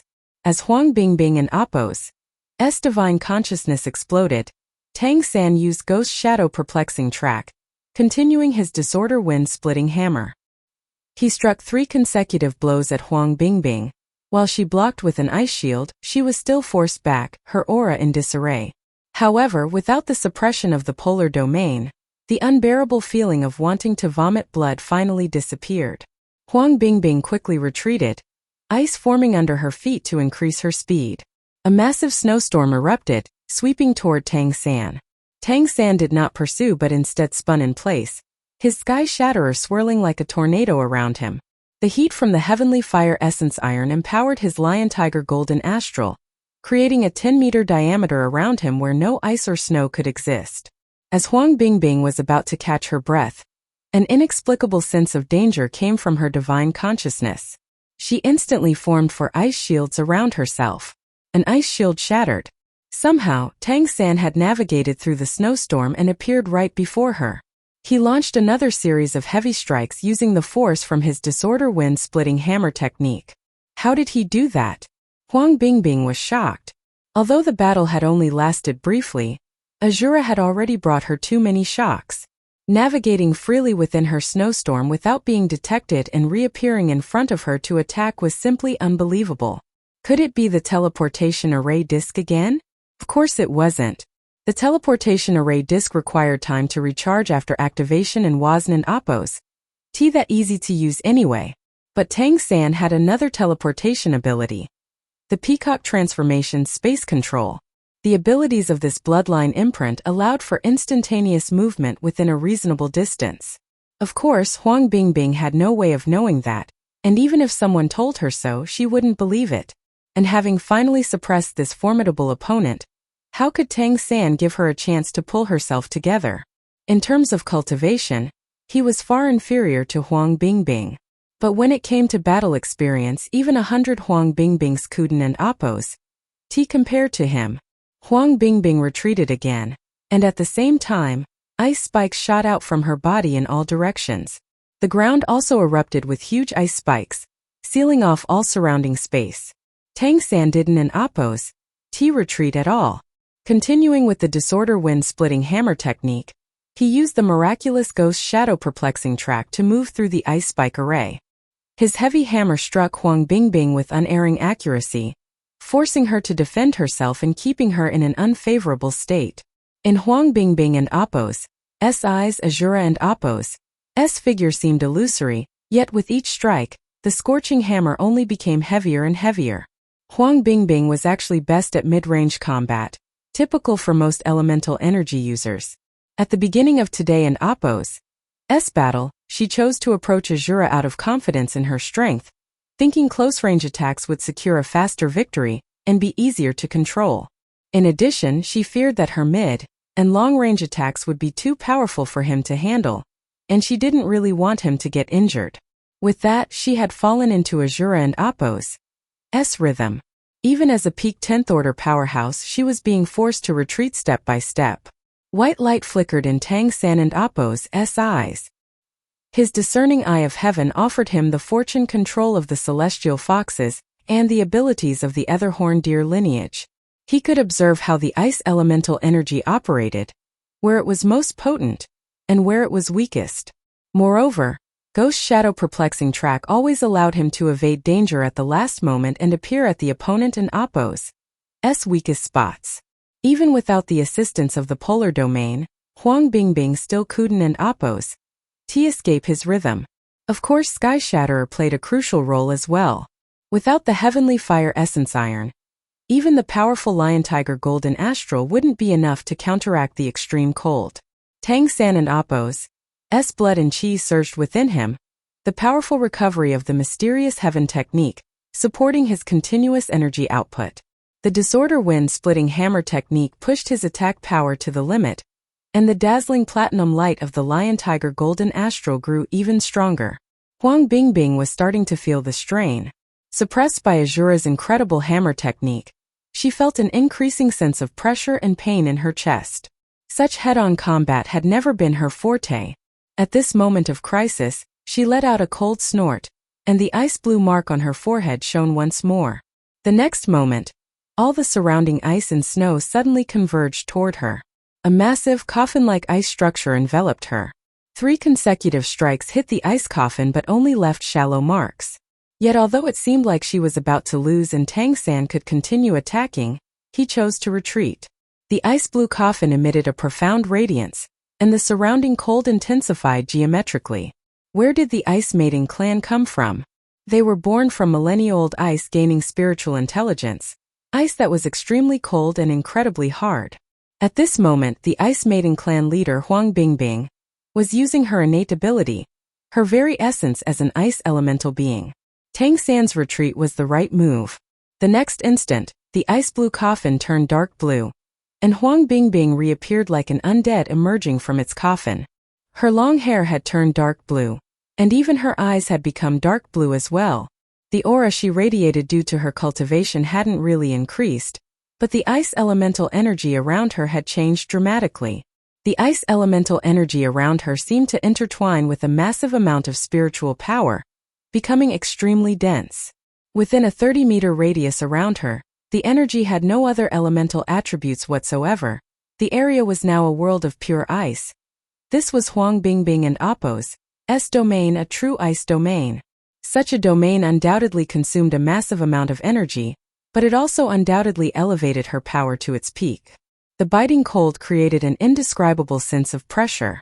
In her dark blue eyes, a profound glow flickered faintly. To be pushed to this point by an opponent who was clearly weaker in cultivation had truly enraged her. From the beginning of the battle until now, it was her, a peak 10th Order Nymph King, who had been suppressed. She was even forced to use her true form to regain the upper hand. Azura and Appo's eyes were calm, his gaze as serene as an ancient well, devoid of any emotional disturbance. He raised his hand and the ring on his finger flashed with light. In the next moment, an object was ejected from the ring. When this object appeared, it fell to the ground, but for some reason, its descent was extremely slow. Everything around it also slowed down. The ice element spreading toward Azura at an astonishing speed slowed down, and as Huang Bingbing wondered what was going on, she noticed that her thoughts slowed down. The Stone of Slowness. Indeed, this was the very same Stone of Slowness that Tang San had acquired at the auction, which was actually a temporal beacon. Even as a god, Huang Bingbing was affected by the Stone of Slowness. And just like her own movements and thoughts, the flow of the ice elemental energy was influenced by it. Everything was. A look of astonishment instantly and slowly appeared on Huang Bingbing and Appo's face. She had been at the auction that day and naturally knew what this item was. Well, knowing it was one thing, and expecting Azura to just randomly throw out the Stone of Slowness mid-battle was something else entirely. What is he trying to do? This thing will slow down as well? And he and Appo's order. One in Appo's effect even greater on him. However, in the next long moment her expression changed. Azura moved, and in a flash, he was beside Huang Bingbing. Sky Shatterer came crashing down without any reduction in speed, and in her slowed-down gaze, it might as well be a ray of light. Fierce flames burned on the hammer, carrying unparalleled heat. In an instant it reached Huang Bingbing and Appo's side. How is this possible? Why listen? And Appo's affected? Huang Bingbing was both shocked and angry. The ice elemental energy within her body burst forth, trying to block the attack. A layer of dark blue ice armor slowly formed on her body. Under normal circumstances, the ice would instantly wrap her in flawless armor, and it would be more than enough to block Azura and Appo's attacks, considering the ice domain and the difference in cultivation. Sadly, she couldn't even think fast enough to realize that her armor was just too slow. The hammer strike directly sent Huang Bingbing flying.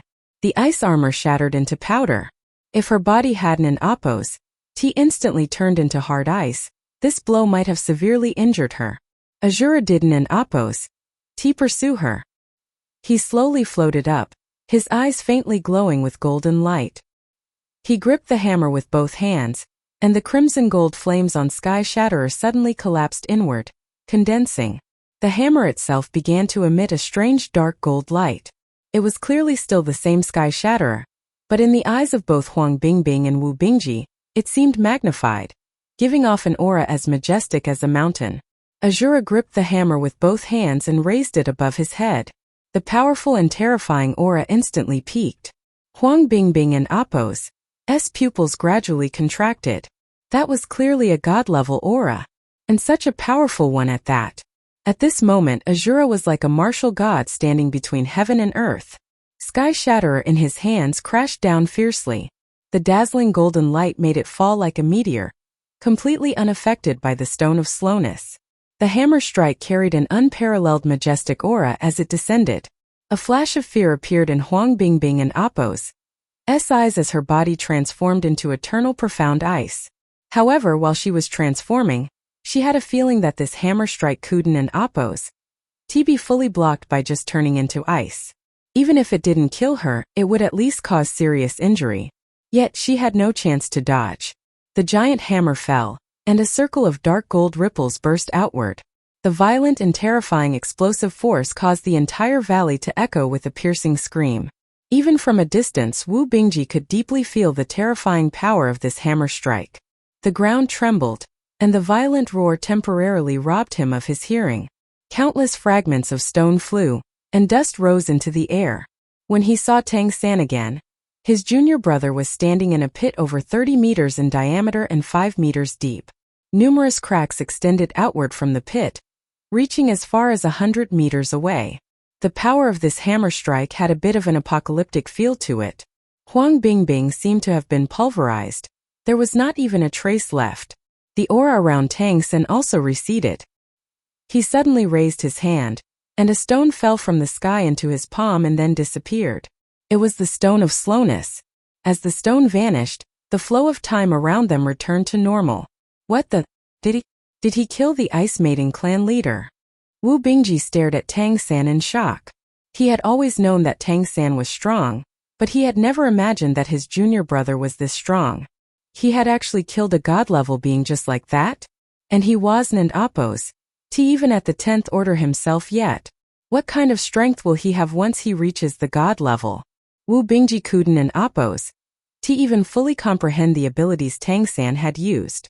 It seemed almost ridiculous to him how easily Tang San had won. Just then, a blue figure slowly emerged from the distance. She looked rather disheveled. Her clothes were in disarray, her once neat hair now slightly messy, and there was a look of lingering fear on her delicate face. Wasn't Appo's at the Ice Maiden clan and Appo's leader Huang Bingbing? Tang San hadn't Appo's truly harmed her. The target of his hammer just now wasn't Appo's Huang Bingbing but the ground beside her. Huang Bingbing had just been blasted away by the immense shockwave, not struck by the hammer itself.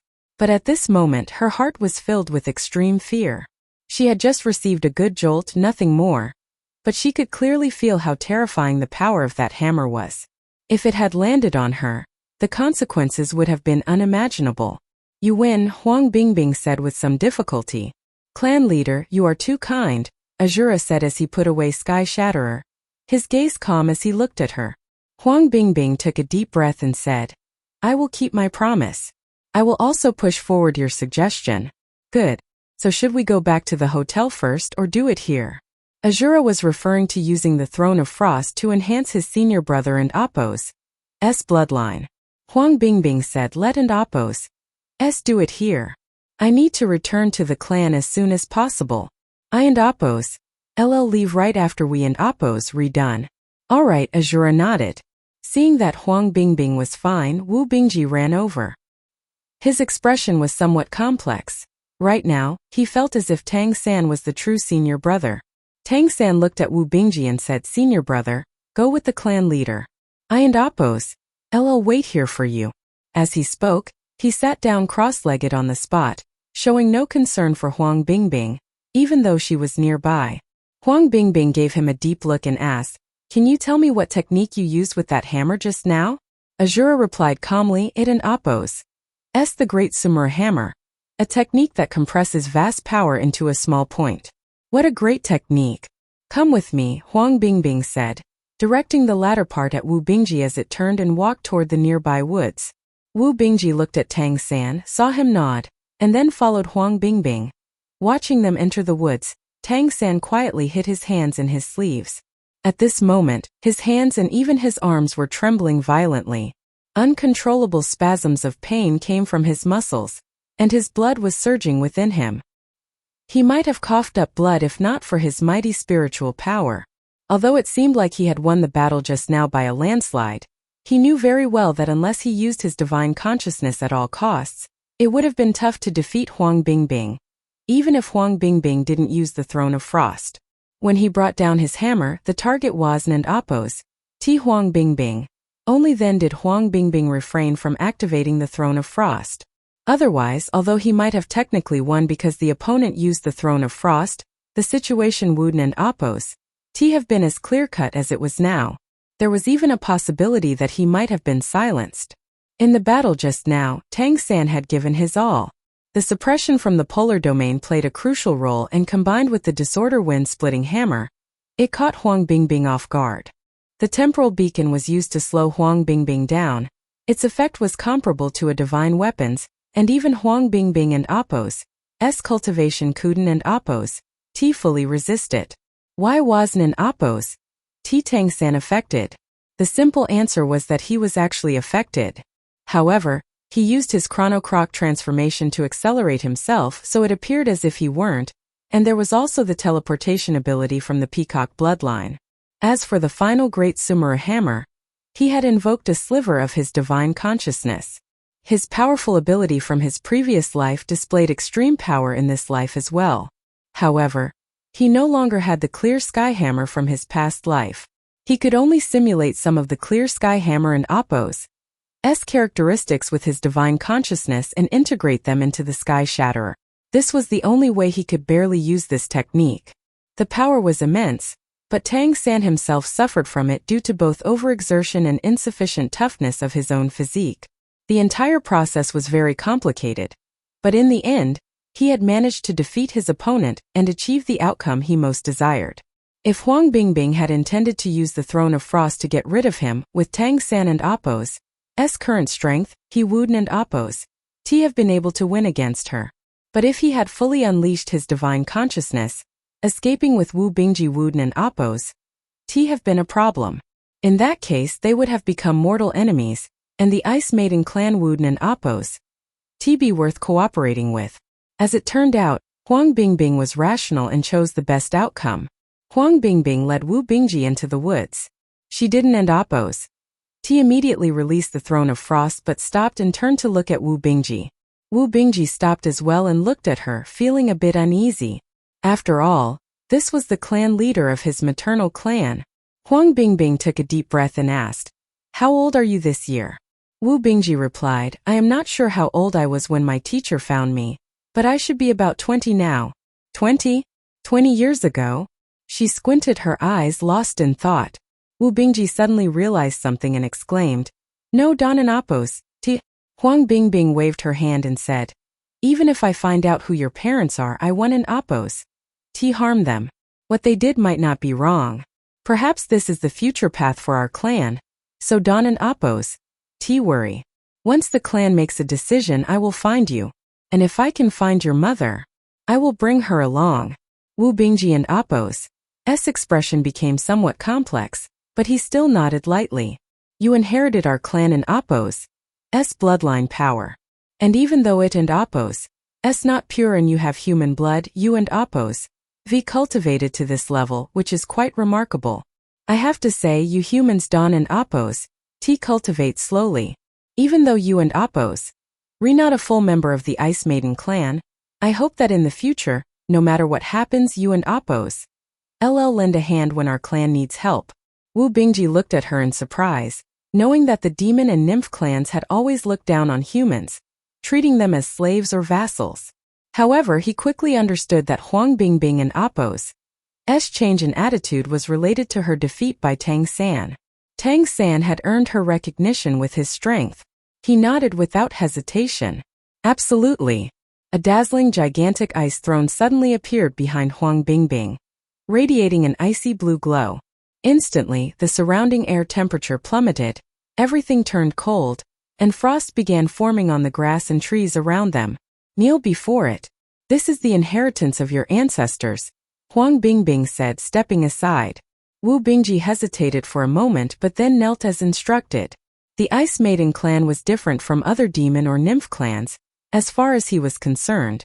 Most of his companions had human mothers, but his mother was from the Ice Maiden clan. This meant that the Ice Maiden clan had an Appos. T killed his mother once he had awakened his bloodline, as was customary among the others. Although he didn't an Appos, T know who his father was, and Ice Maiden wooed an Appos. T be with a human without a reason, so they likely had genuine feelings for each other. And with half of his blood being from the Ice Maiden clan, it wasn't an Appos. T wrong to call it his family. He respectfully kowtowed 3 times, then stood up and looked at Huang Bingbing. Huang Bingbing and Appos' expression was somewhat complex, but she still waved her hand and said, "Go ahead, sit on it." Wu Bingji hesitated, his breathing becoming a bit rapid. He took a deep breath to calm himself before walking toward the throne of frost. The closer he got to the throne, the more pronounced the strange sense of familiarity became. It felt like the ice element was calling out to him, guiding him forward. Finally, he arrived before the throne and slowly sat down. When he sat on the throne of frost, the extreme cold he felt before vanished. Instead, a refreshing coolness flowed through his body, making him feel as if he was soaking in an ice spring. His mind instantly cleared, and his body emitted an icy blue glow. He instinctively closed his eyes, savoring the beauty of being immersed in the ice elements. Huang Bingbing watched his transformation intently. When it saw ice flower-like patterns appear on Wu Bingji and Appos' skin, a trace of surprise appeared in its eyes. This human and Appos' Ice Maiden clan bloodline was surprisingly pure and combined very well with his human blood. There was no sign of rejection, as confirmed by the throne of frost and Appos' acceptance of him. Perhaps Azura was right. The Ice Maiden clan and Appos' physical characteristics had to be very close to humans. If the descendants of Ice Maidens and humans could have such a degree of bloodline purity, then these descendants would be slightly inferior to the Ice Maidens born of divine consciousness division, but not by much. With subsequent bloodline purification, the clan and Appos' heritage could essentially be continued. Wu Bingji felt some strange changes occurring in his bloodline. It seemed as though something within his body was being activated, causing his body to freeze, while something else seemed to melt during the freezing process. In his spiritual perception, he could see a woman of stunning beauty sitting on the throne.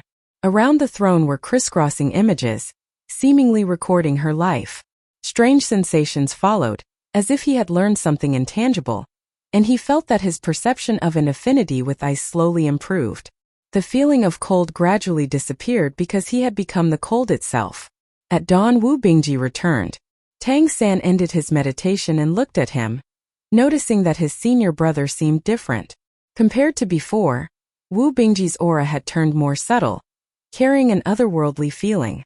His movements had changed in equally subtle ways. Ice flower patterns were faintly visible on his forehead, slowly fading but still noticeable. "How do you feel?" Tang San asked with a smile. Wu Bingji replied, "I and Appos' become more of an ice element user. My understanding of the ice element has deepened a lot. My bloodline seems to have changed as well." Tang San nodded slightly and said, "It seems it and Appos' purer now. Congratulations on your bloodline advancement, eldest brother. Before reaching the god level, you should and Appos' worry about your bloodline." Wu Bingji looked at him deeply and said, "Little Tang, you know I understand you less and less now." Tang San smiled. "Some things I can and Appos' explain now, but maybe one day you and Appos' understand.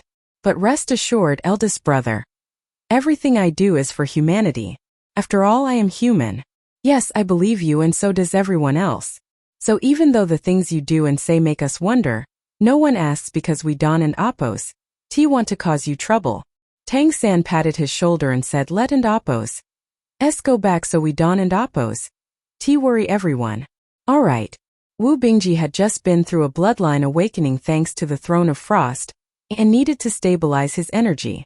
Huang Bingbing had also left, returning to the Ice Maiden clan. Tang San had already given her his contact information, so they would meet again in Kali City, once the Ice Maiden clan made a decision. Wu Bingji returned to the White Tiger Hotel, but Tang San didn't and Appos' go with him. Instead, He activated his golden rock transformation and flew toward Kali City. The lion-tiger sword saint couple hadn't arrived yet. They needed to hurry up if they wanted to participate in the Ancestral Court Elite competition. Tang San planned to meet them and speed things up. After a night of meditation, Tang San mainly recovered from the internal injuries caused by using the Great Sumeru Hammer, but his chest still ached slightly. The Great Sumeru Hammer wasn't easy to use, mainly because his physical strength and toughness were insufficient. If not for the significant enhancement of his physique by the lion-tiger transformation, he wouldn't have even qualified to use the Great Sumeru Hammer at all. Finding the lion-tiger sword saint couple wasn't difficult. Tang San also had the lion-tiger bloodline, so he could locate their bloodline aura through divine consciousness within a certain range. Besides, there was only one road from Kali City to the Ancestral Court. To his surprise, the lion-tiger couple was faster than he had imagined. He found them after only half a day. Tang San explained the details of the elite competition to the lion-tiger sword saint and shared his thoughts. Big Cat naturally agreed eagerly. He loved fighting the most. Having survived countless life and death battles in the great beast fighting arena, how could he fear a mere competition? Moreover, with his new and improved lion-tiger golden astral, he couldn't wait to find opponents to test the power of its first-tier bloodline. They accelerated together, heading straight for the Ancestral Court. Since Little Cat didn't have noble status, she couldn't enter the Ancestral Court. Tang San thought of a solution. He first entered the Ancestral Court and found the Etherhorn Merchant Association.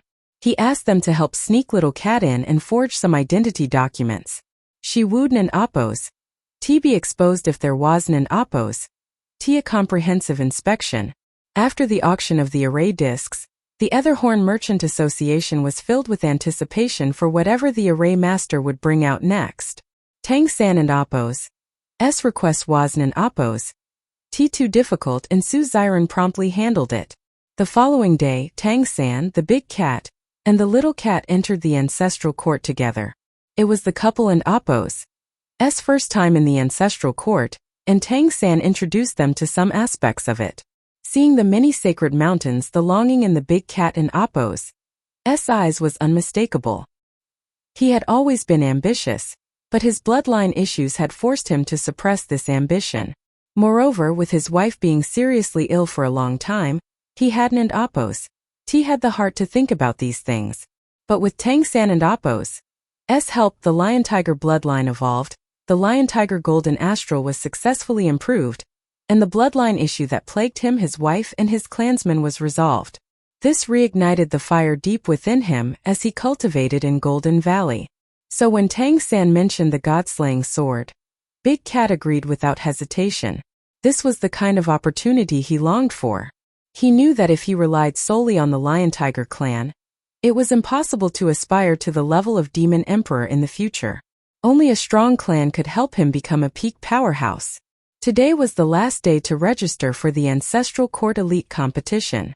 Tang San had already had his companions find out the registration location. He rented a carriage and took them straight to the registration site without giving Big Cat and Little Cat time to rest. The Shrek squad naturally wouldn't participate in this competition. They had only managed to resolve the turmoil from the last team battle in the Great Beast fighting arena, so they couldn't easily show themselves again.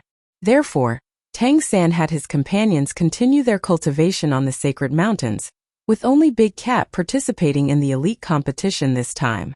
The registration period for the Ancestral Court Elite competition had been going on for a while, so by the time they arrived at the registration point, there was hardly any crowd. The Ancestral Court Elite competition was held in the Grand Plaza of the Ancestral Court. The Ancestral Court Council was located on the plaza and Appo's east side, making it a landmark. This highlighted the competition and Appo's importance to the Ancestral Court. There were conditions for participating in the Ancestral Court Elite competition. Not just anyone could participate. Having noble status was the most basic requirement. Without it, one couldn't even enter the Ancestral Court, let alone participate in the competition. Secondly, One's bloodline had to be at least second tier to qualify for the competition. This requirement excluded most small and medium-sized clans. Lastly, there was a fee of 100 Naturi coins. Even powerful clans couldn't dish out that kind of money for ordinary members. Therefore, those representing their clans in the Ancestral Court Elite competition were indeed elites. Otherwise, it would be nothing more than a waste of money if they were eliminated in the first round. According to the information Zhang Haoshuan had gathered, each Ancestral Court Elite competition had about 300 participants. This was a grand event, with the Ancestral Court specifically setting things up for these young elites. It was said that the emperors even placed private bets, one of their few ways of entertainment. Moreover, each elite competition was when the emperors gave out the most tokens.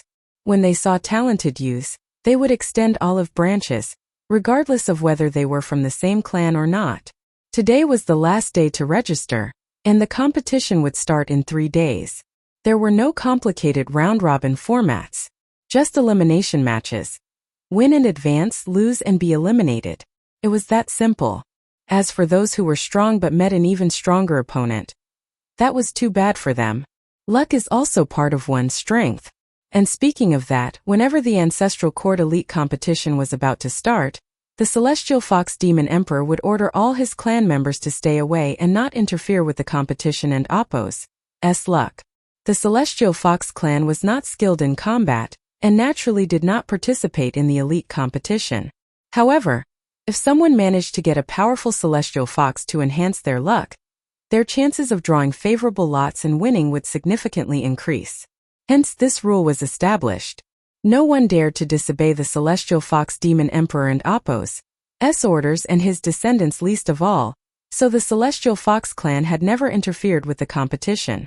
Tang San brought Big Cat to the registration site on the west side of the Grand Plaza. At this moment, the plaza was still bustling with construction work.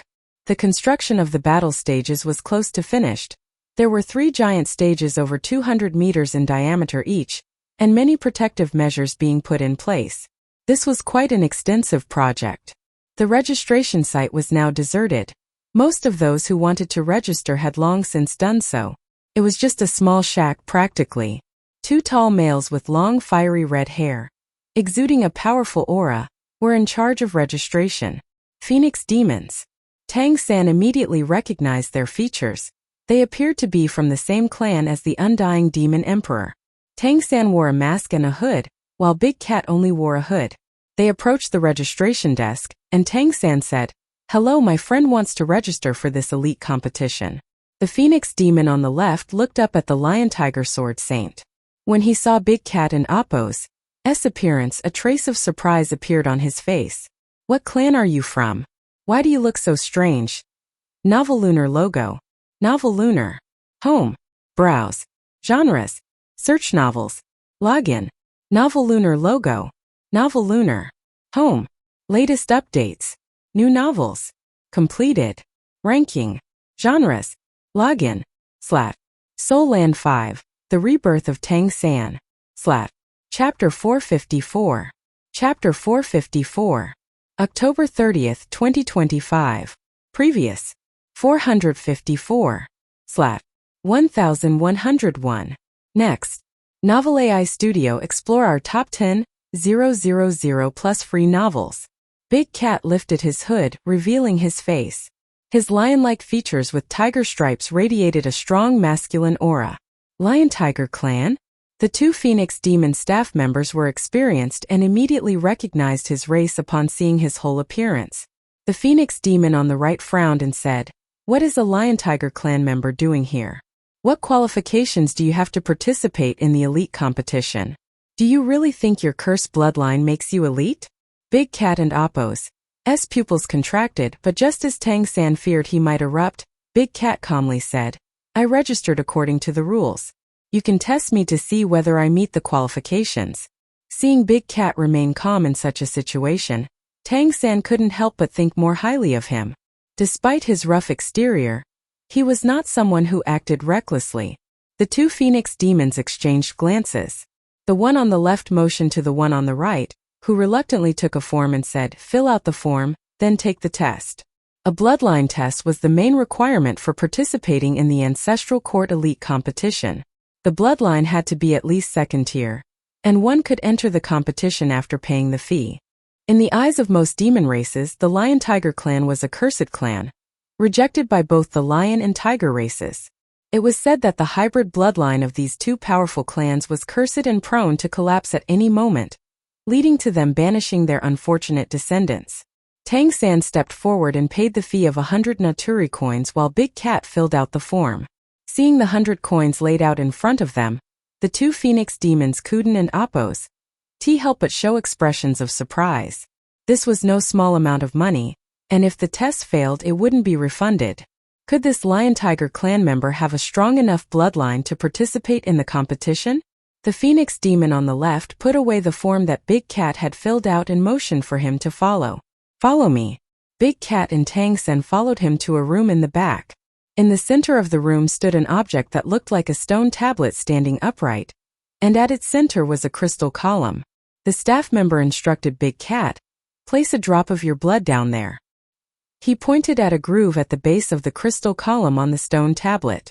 "Regular blood will do," he added as an emphasis. Big Cat stepped forward as instructed, then glanced at Tang San. Tang San gave him a nod, and only then did Big Cat raise his hand, use his nail to cut his finger, and flick a drop of blood into the groove.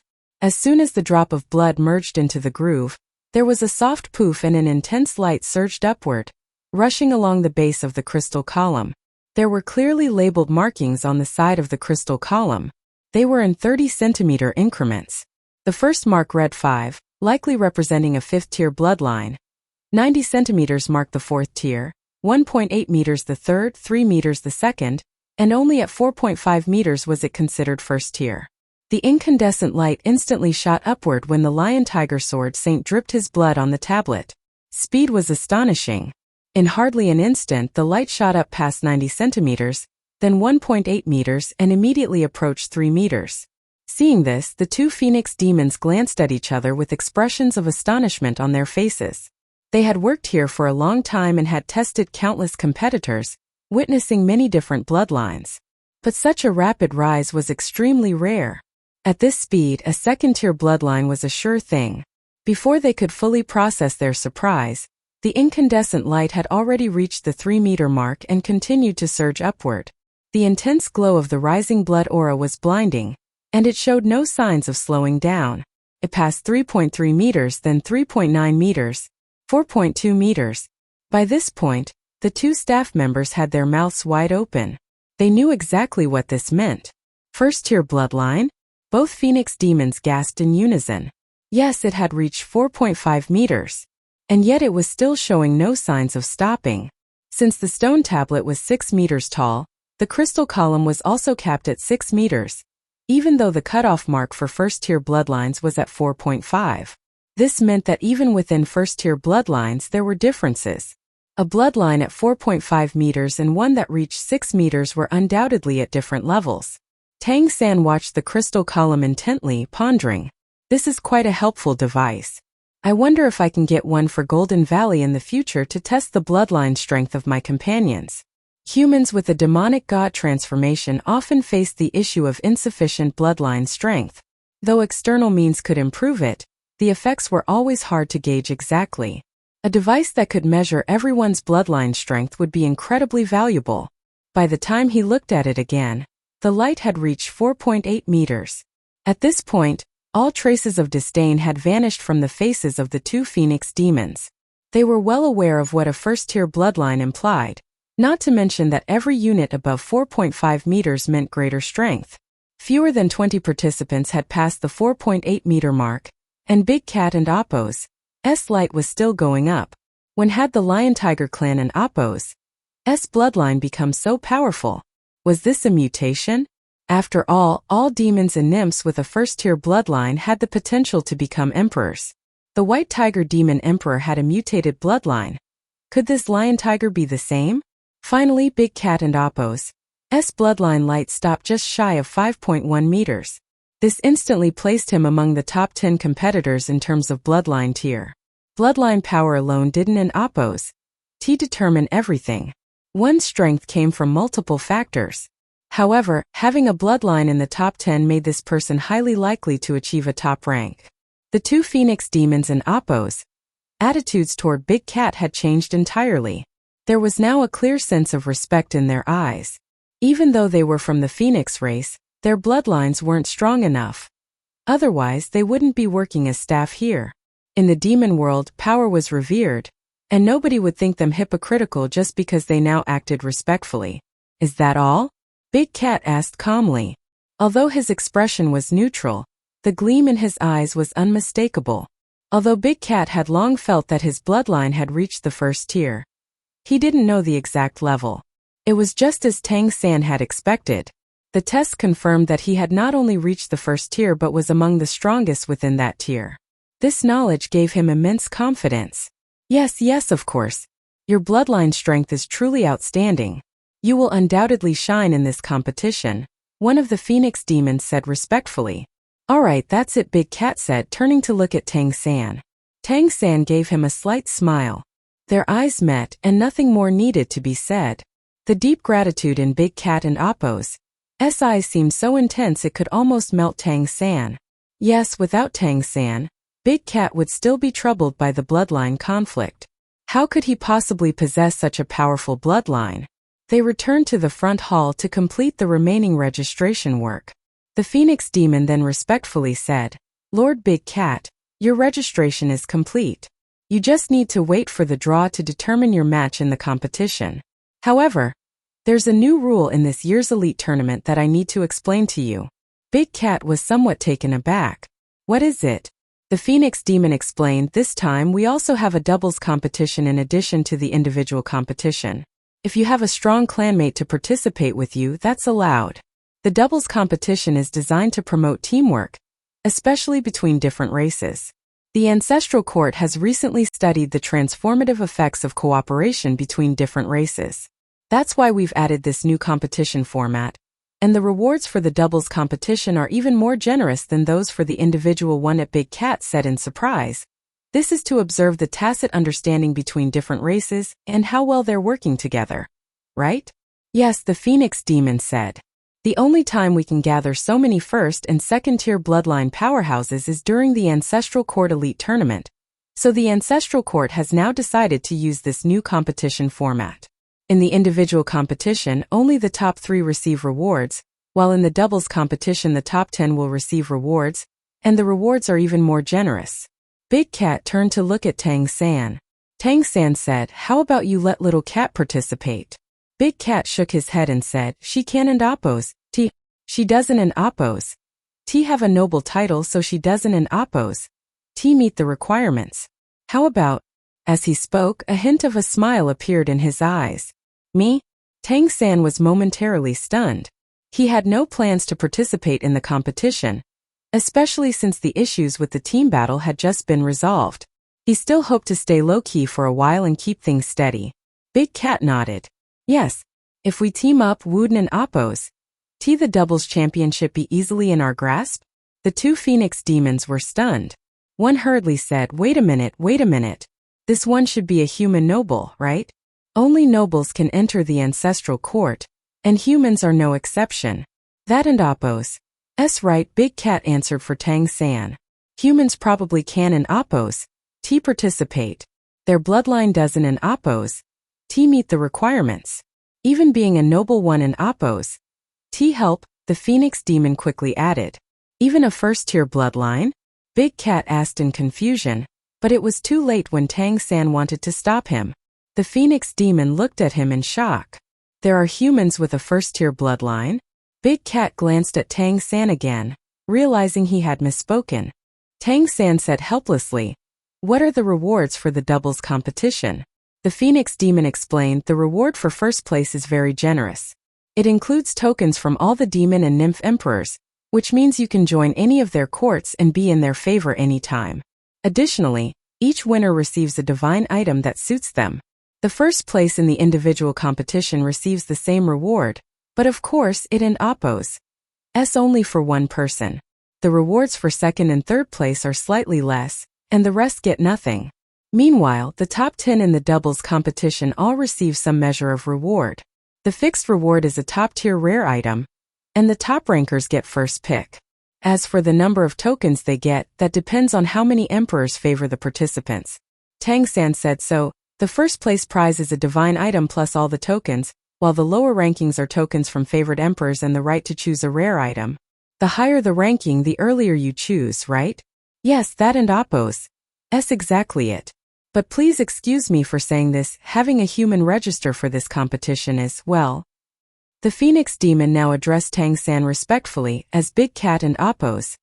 Earlier words seemed to suggest that Tang San also possessed a first-tier bloodline, which made them take him seriously.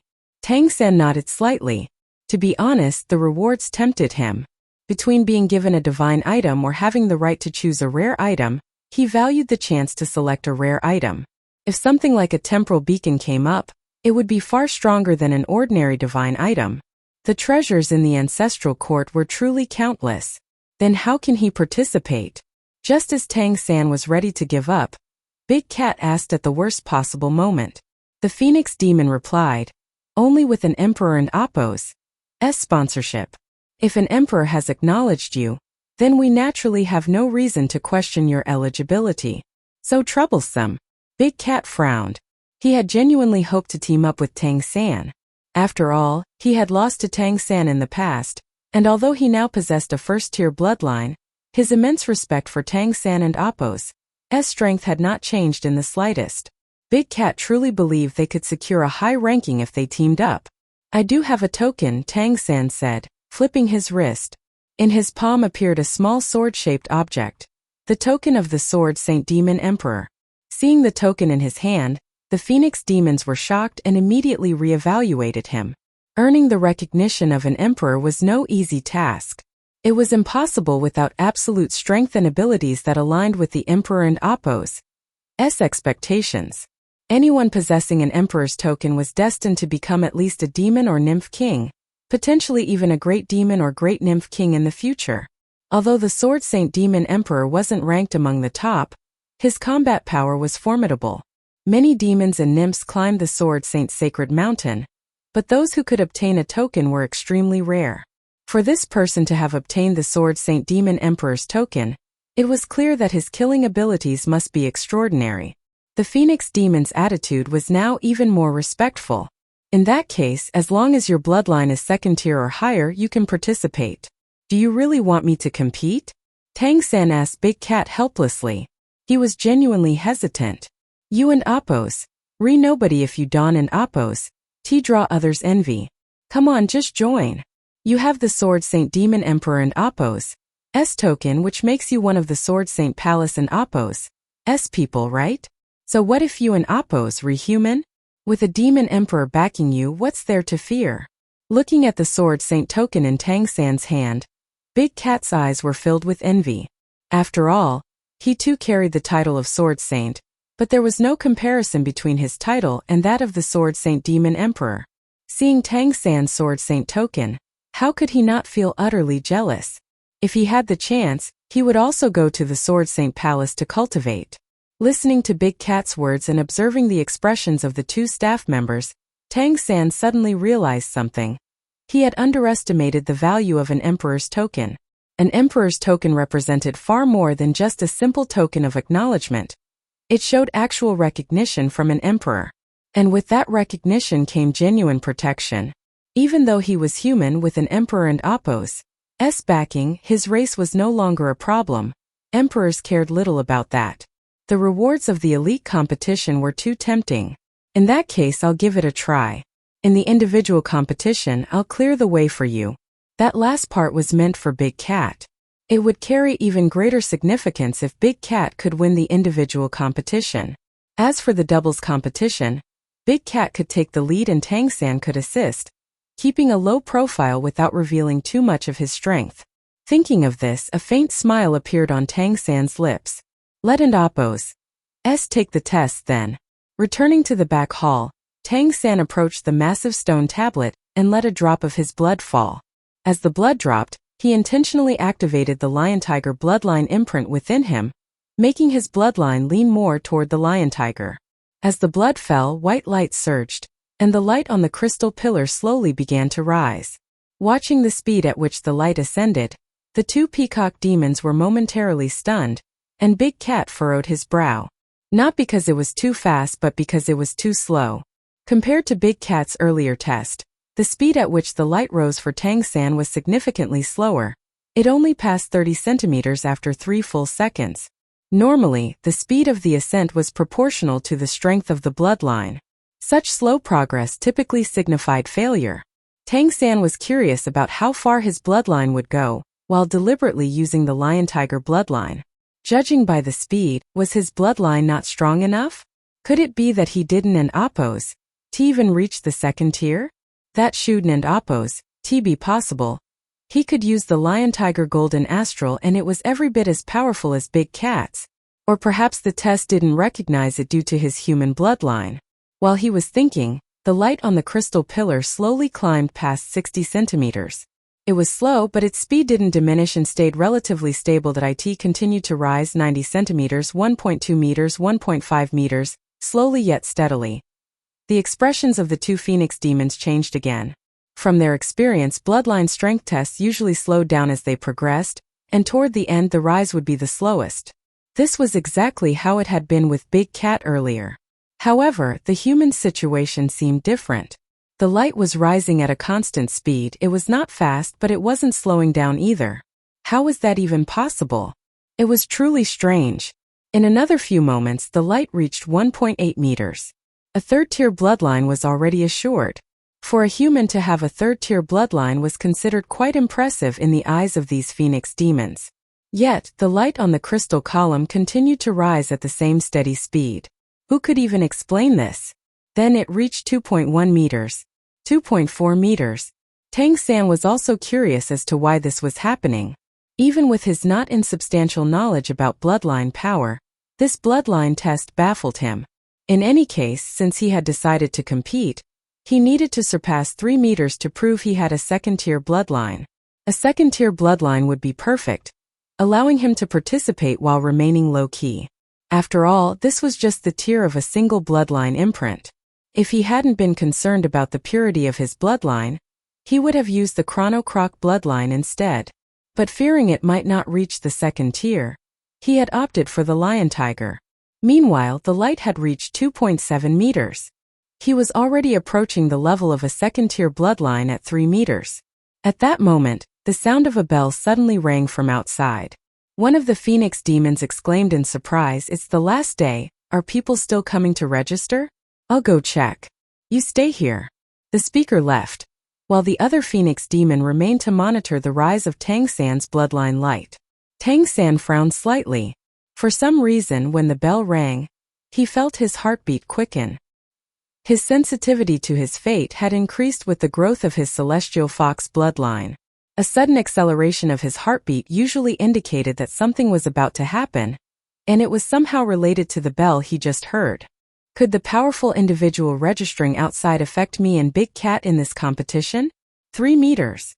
At that moment, Big Cat and Oppo's voice echoed, sounding relieved. Tang San looked up and sure enough, the crystal column's light had surpassed 3 meters. Only now did the speed of the ascent begin to slow down, no longer maintaining the steady rise it had before. It seemed he couldn't reach first-tier bloodline power. To Tang San, this was completely normal. After all, the limit of his lion-tiger bloodline was the 9th order. Since the lion-tigers he had absorbed the energy from were all below the god level. The mysterious heaven technique couldn't absorb enough energy from them to bring his lion-tiger bloodline imprint to the peak. Thus, there was a clear difference between his and Big Cat and Oppo's bloodlines. Big Cat and Oppo's was innate, while Tang San and Oppo's was created by absorbing others and Oppo's bloodline power. The power of his imprints was comparatively shallow and it was also fixed. They had almost no innate potential to grow, and he had to absorb higher order and eventually higher tier energy for that to happen. In any case, the lion-tiger bloodline imprint being only second tier was to be expected. The bloodline continued to rise, slowly but steadily. It passed 3.3 meters, and only near 3.6 meters did it slow down by a large margin. From the looks of it, it wouldn't reach 15 meters, but it would likely stop around 3.9 meters, marking a top second-tier bloodline. For a human to have such a solid second-tier bloodline, as well as the recognition of the Sword Saint Demon Emperor, the Phoenix Demon left behind to check his test was feeling shocked. A bloodline of this strength in a human was truly rare.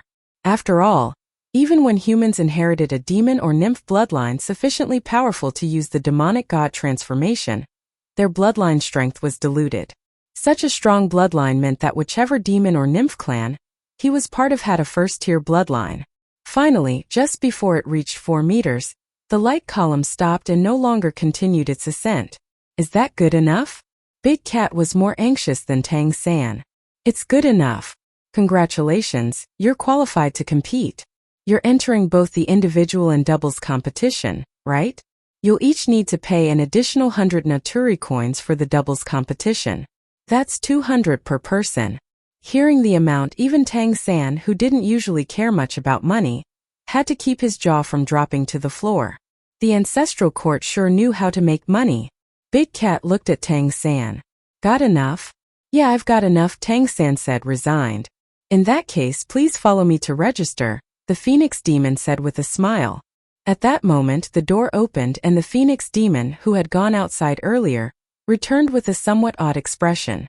Behind him appeared a man who looked human but had a striking head of blue hair. As soon as Tang San saw him, he immediately recognized that the man was from the Peacock Demon clan. Moreover, the moment this person stepped in, an invisible pressure caused Tang San's heart to tighten, and the fur on the back of Big Cat and Appo's neck bristled. He was clearly sensing a massive threat. A Peacock Demon of God-level strength or higher. Who was this person? As Tang San stood in shock, the rapid heartbeat sensation returned and moments later, a face he had been dreaming of, one he had seen just a few days ago, appeared before him. No matter how strong Tang San's will was at that moment, he completely lost control of his emotions and blurted out, Mei Gongzi? Yes, the one who had followed the Peacock Demon was none other than Mei Gongzi. Tang San had never expected to see Mei Gongzi here.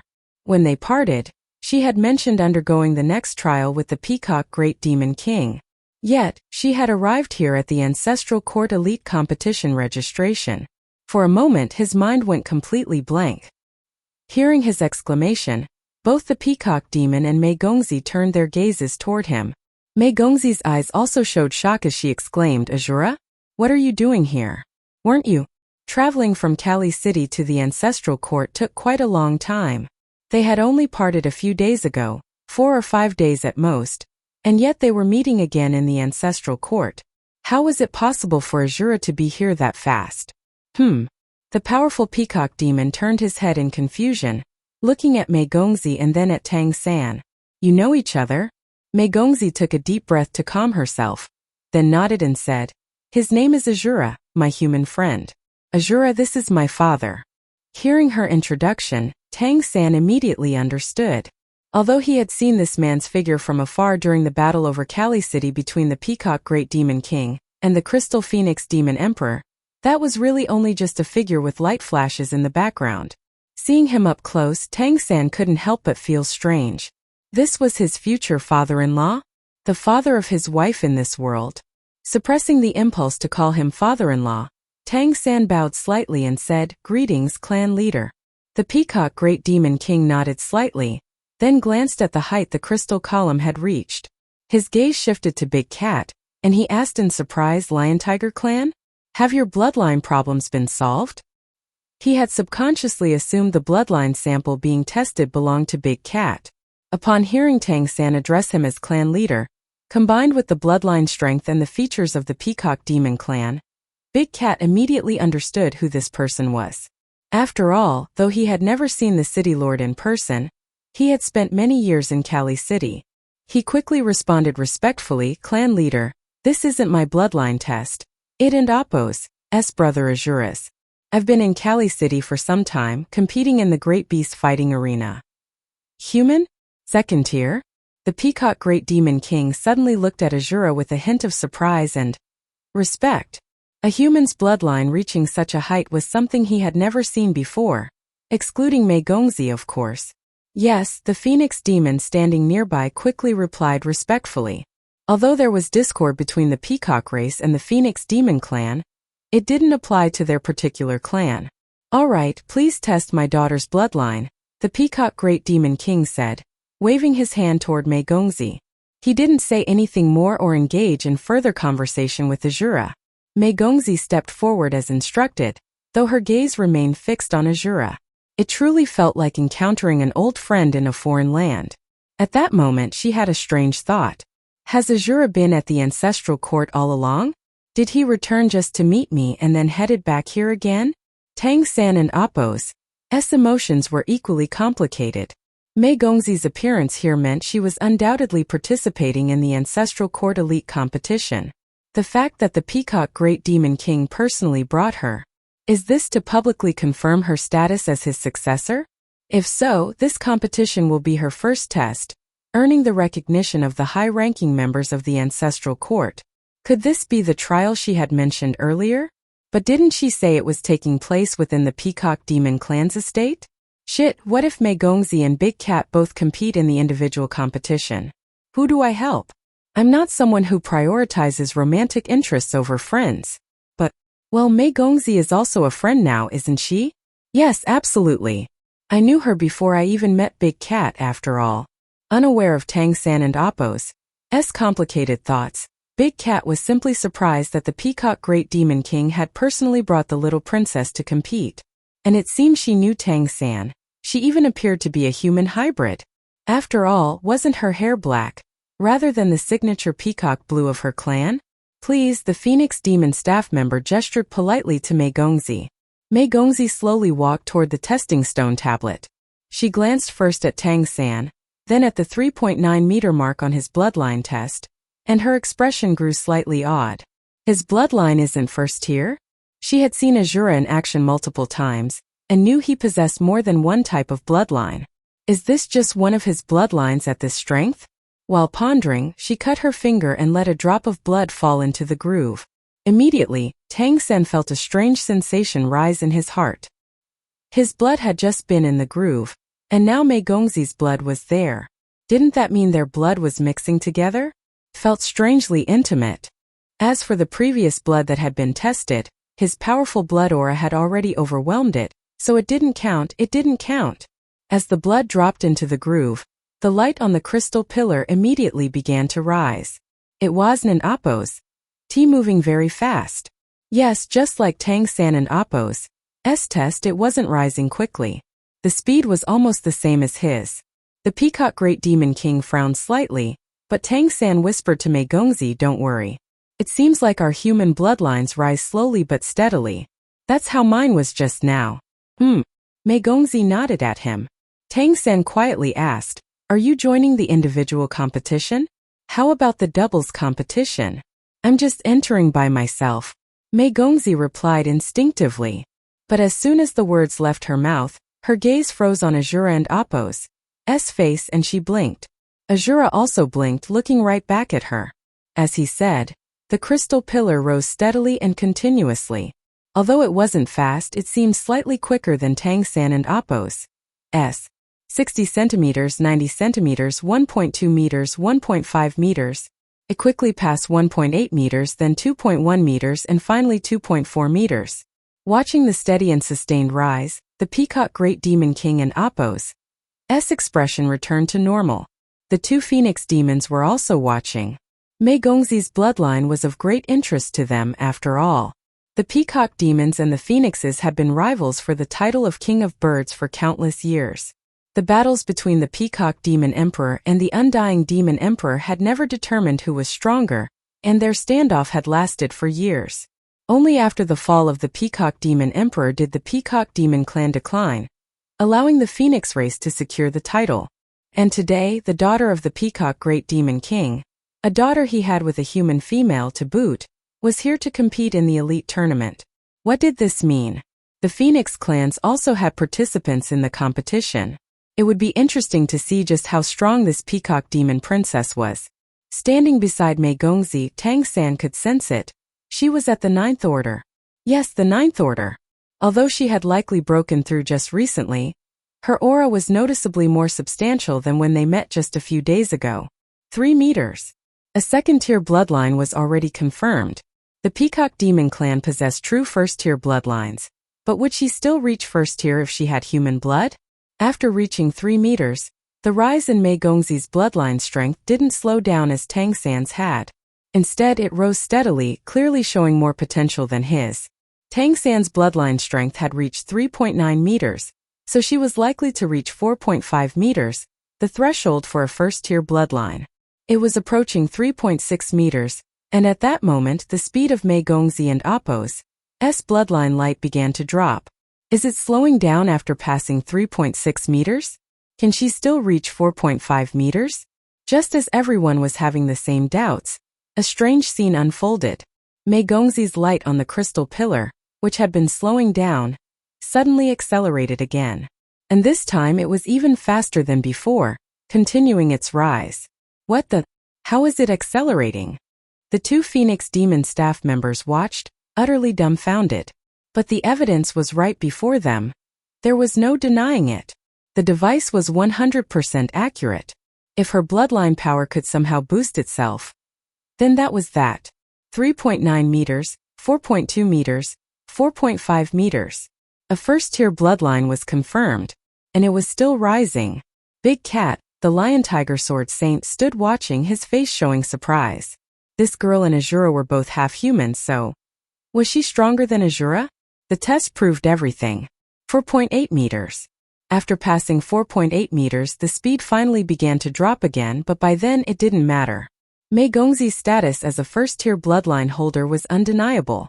Although her human bloodline required additional scrutiny for competition eligibility, her first-tier bloodline and the Peacock Demon clan leader and Appo's presence resolved all those issues.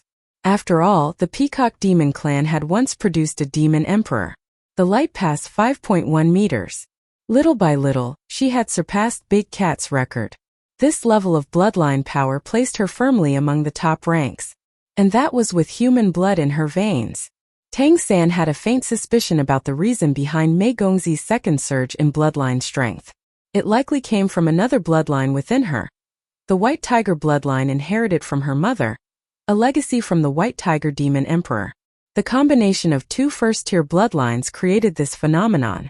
He couldn't help but wonder what would happen if he activated all of his imprints and let his blood be tested like that. How many times would it accelerate? At least his second and first-tier bloodlines could likely increase the speed.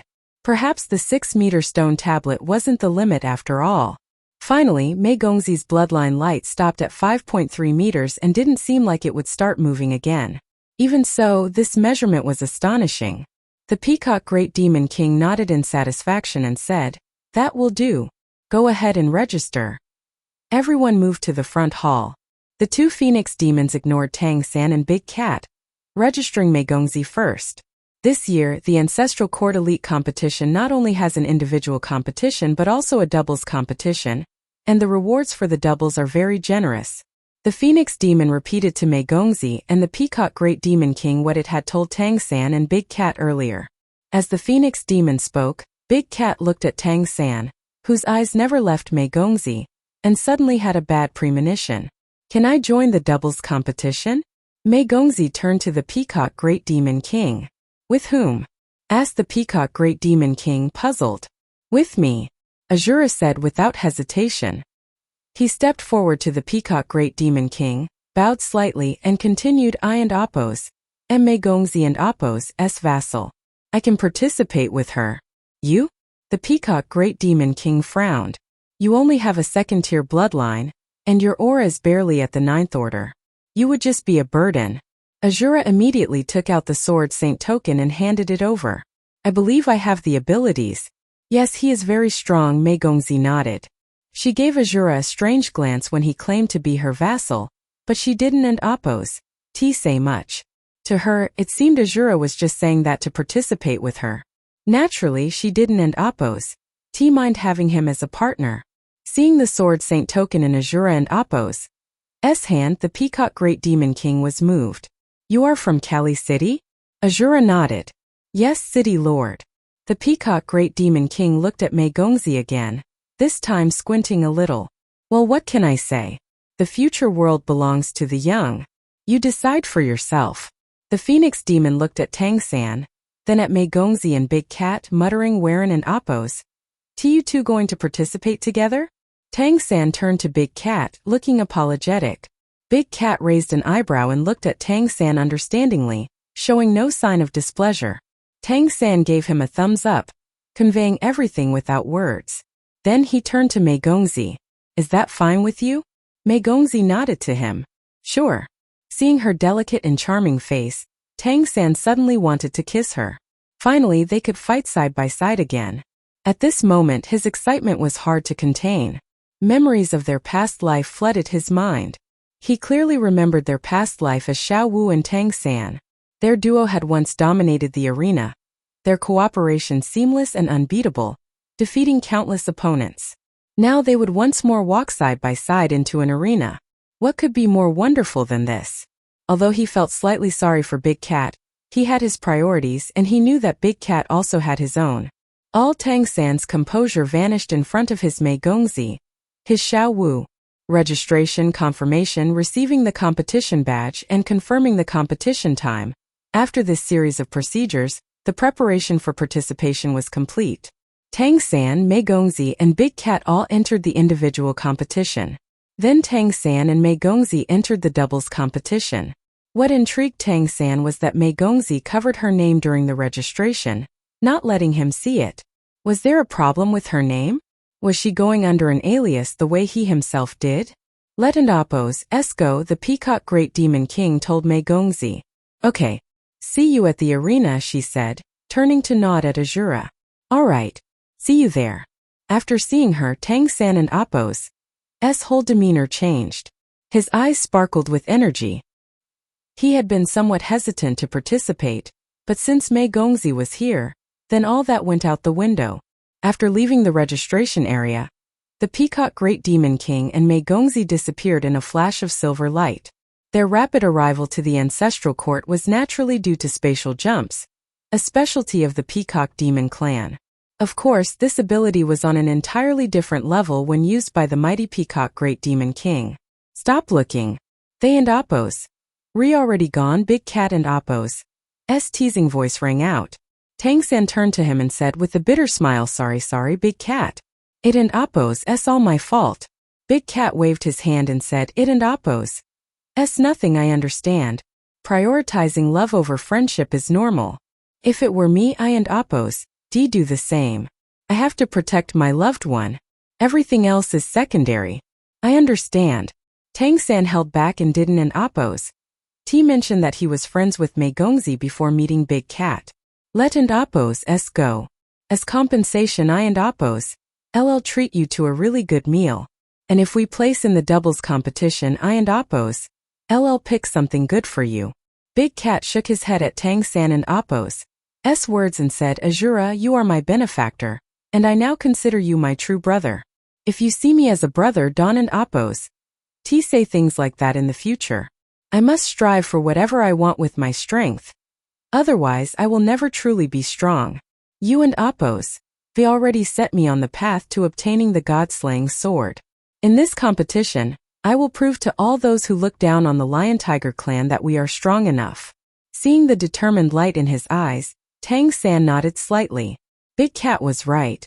You can never truly reach the top by relying on others. Big Cat looked at him intently and continued. But no matter what, the Lion-Tiger clan will be on your side. Just say the word and we and Appos' go through hell and back for you.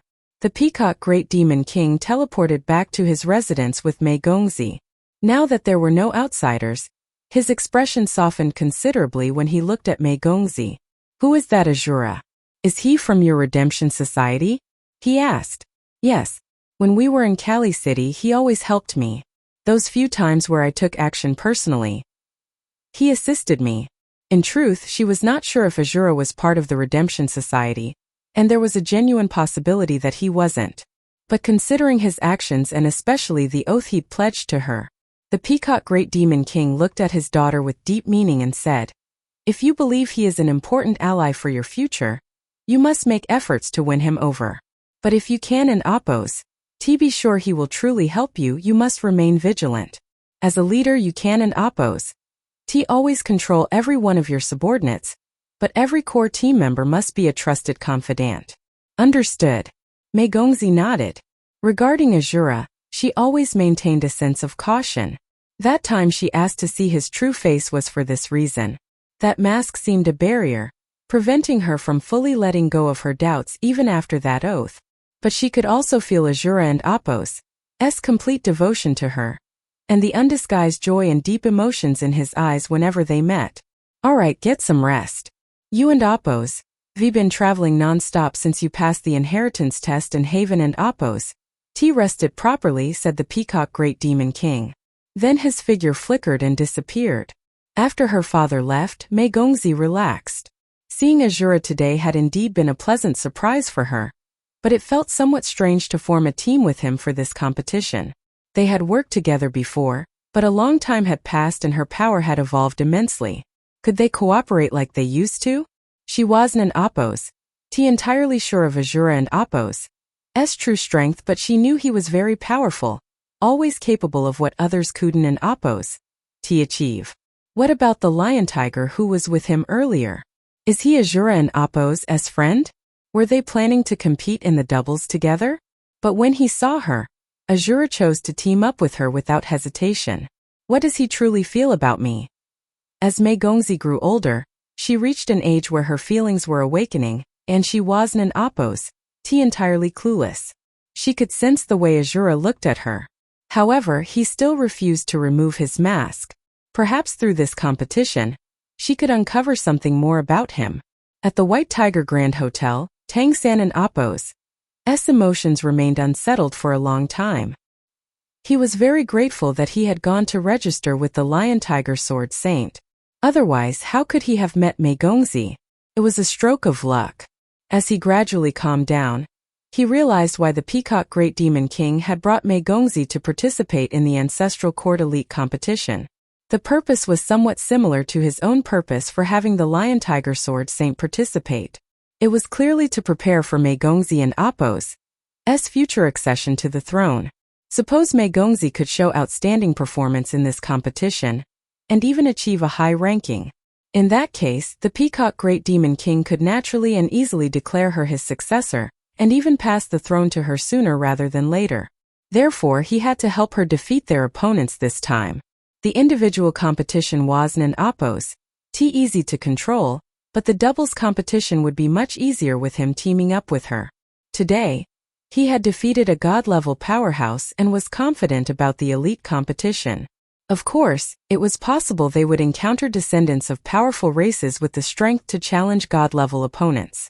Still, he firmly believed that as long as he cooperated with Mei Gongzi, they could overcome any enemy. This was also an excellent opportunity to see the strength of the top entities below godhood on the demon continent. Of course, certain things he had used in his previous battle with Huang Bingbing, such as the temporal beacon, Kuden and Apos', be used in the competition, at least not for the time being. But when Tang San returned from the ancestral court, he planned to go through an initial refinement of the temporal beacon, making it so that he could use it to an extent. Although his cultivation wouldn't remotely allow him to unleash the full power of the temporal beacon, even a tiny portion of its power would be comparable to that of a divine item. A faint smile appeared on Tang San and Apos' face, his expression showing a slight divine glow. At this moment he was genuinely filled with confidence. This is the power of love. Tang San informed Zhang Haoshuan that he would also participate and assured him he would be cautious. With more than 2 days before the competition started, he didn't and Apos' planned to spend that time idly in the hotel. He wanted to visit 2 places he had always intended to go to. This was so that once the elite competition was over, he could leave the ancestral court immediately and return to Kali City. Since Mei Gongzi was here to participate in the competition, it seemed she wouldn't and Apos' continue her seclusion after returning. In other words, the power transition in Kali City was likely to begin, and she would definitely need him during such a critical time. So he had to make the most of every moment. After lunch, Tang San hired a carriage and quietly left the White Tiger Grand Hotel. The hotel was bustling, with many strong participants arriving for the competition, making it much busier than usual. Sitting in the carriage, Tang San mentioned his destination. The carriage smoothly traveled through the streets of the ancestral court. Tang San closed his eyes, quietly adjusting his state to be at his best. Half an hour later, the carriage slowly came to a stop.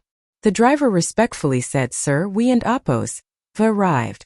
"All right, wait here for me," Tang San said as he exited the carriage, looking up at his destination. The majestic mountain was strikingly red, not due to the color of the rock but because of countless red flowers. These flowers varied in size and species, but they all displayed a similar red hue. It looked like a mountain perpetually ablaze from a distance, a magnificent sight. This sacred mountain belonged to the sun-nurtured sun-born nymph emperor, the top nymph powerhouse in the Solstice Empire. At the peak of the towering mountain was a crimson palace, which appeared to be burning even hotter than the flame-colored flowers. From this nymph emperor and Appos' title, Tang San knew that although he was ultimately a plant, his attributes leaned toward the most extreme yang. His bloodline resulted from extensive hybridization. After countless efforts, it had ultimately mutated into a powerful bloodline that couldn't and Appos be replicated or passed down. The sunborn flower petals sold at the ancestral court auction was likely from the sunborn emperor himself. So what were the flowers on this sacred mountain? Some kind of offshoots of the sunborn flower? Or were they just normal flowers influenced by his aura? As he pondered, Tang San had already reached the foot of the mountain. A straight staircase extended from the foot of the mountain. There were and Appos many climbers on this staircase, although more than there were at the Crystal Demon Emperor and Appos' place. Tang San could see about a dozen people, far fewer than the thousands often seen at the Sword Saint Mountain. The emperors with such sparsely climbed sacred mountains probably did not lack wealth or mind the lack of visitors. However, Tang San couldn't help but wonder if they felt poor compared to people like the Sword Saint Demon Emperor or the Celestial Fox Demon Emperor. After paying 10 Naturi coins, Tang San arrived at the foot of Sunborn Mountain. The temperature in the air seemed to rise slightly, becoming somewhat warm but not as scorching as he had imagined.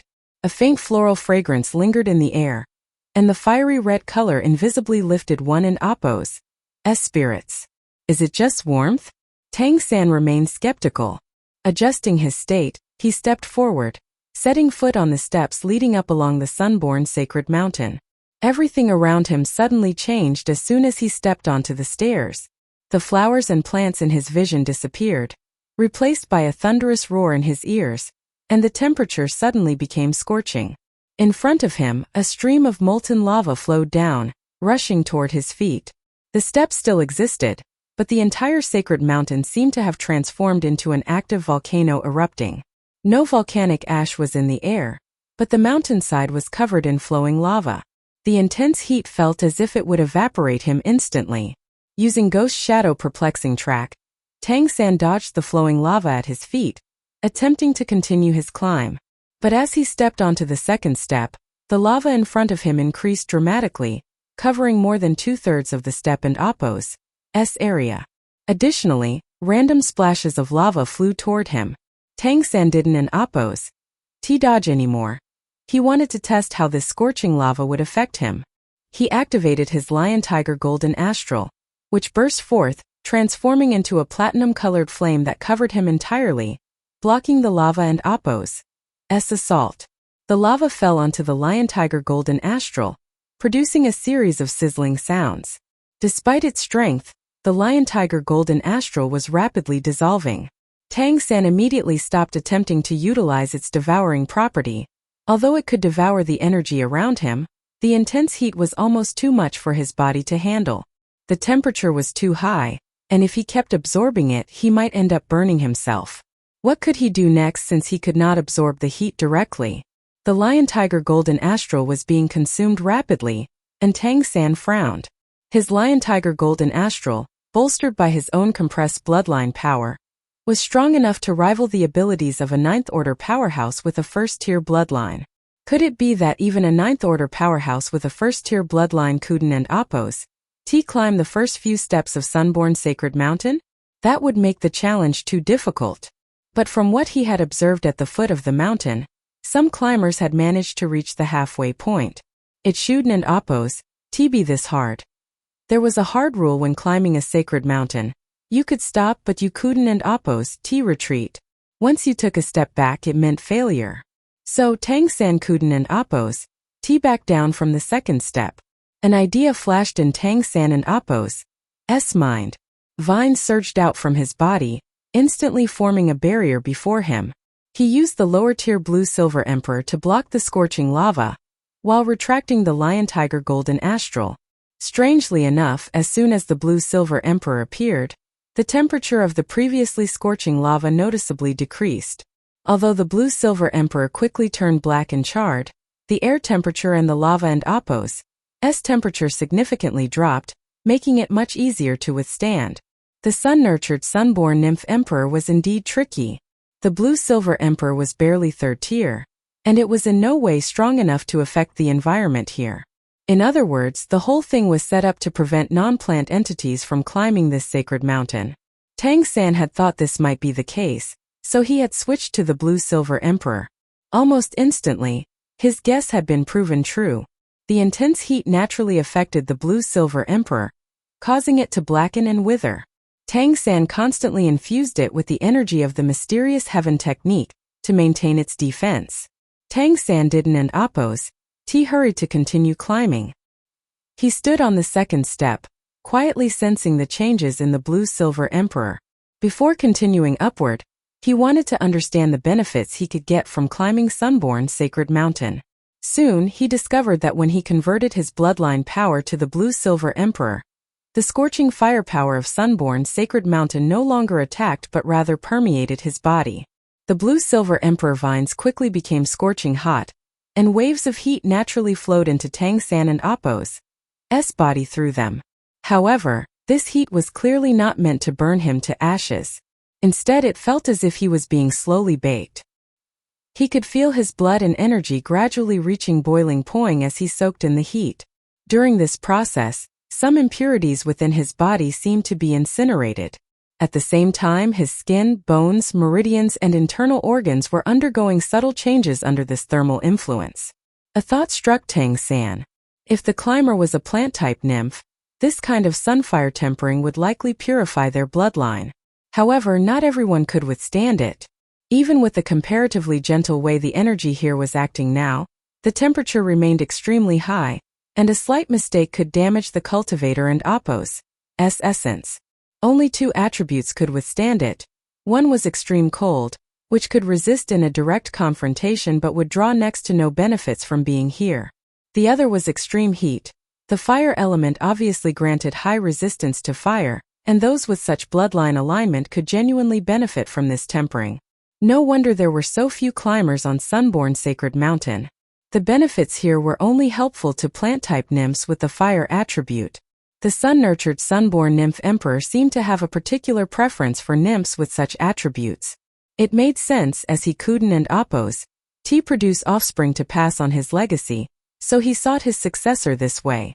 Understanding this clarified the sun-nurtured sunborn nymph emperor and opposed purpose. Tang San smiled slightly. Although his blue-silver emperor wasn't and opposed of the fire attribute, it had been created by integrating the bloodlines of multiple treasure plants, and it had some measure of resilience against most things. In addition, the energy cultivated through the mysterious heaven technique was balanced and steady. As long as the fire attribute wasn't and opposed overly aggressive, he had a chance to neutralize it slowly. If this was the benefit of being baked slowly, then Tang San had nothing against feeling like a loaf of bread in the oven. One of the biggest issues Tang San faced was his physical strength and toughness. Although he had significantly improved thanks to the vast vitality of the golden tree, and the enhancement of abilities like the lion-tiger golden astral, his physique still struggled to endure some of the abilities from his past life when driven by his divine consciousness. For example, using the Great Sumera hammer had placed a huge burden on him, making it impossible to use it again in a short time. Now, he found that the benefit of climbing Sunborn Sacred Mountain was the tempering of his physique, which was perfect for him. In his past life, Tang San had greatly enhanced his physique in a treasure land called the Ice and Fire Inyang Well, where he was tempered by the extreme cold and hot springs, significantly boosting his strength and eventually enabling him to cultivate into becoming a god. The scorching bloodline energy of the sunborn nymph emperor before him was even better than the hot spring from back then. After all, the energy intensity of this plane surpassed that of his previous world. As he let the heat slowly permeate his body, while using the mysterious heaven technique and Appo's energy to dissolve it, the heat quickly turned Tang San and Appo's skin red like a cooked shrimp shell. Normally, he would have been afraid of it leaving fire toxins behind, but that was not the case. On the contrary, as he circulated his internal energy, the fire actually caused the existing impurities to sublimate. Moreover, as he slowly cultivated, he felt as if some blood clots within his body were being dissolved and realized that this was the feeling of the hidden injuries caused by using the great Sumeru hammer being healed. The circulation of his energy became smoother.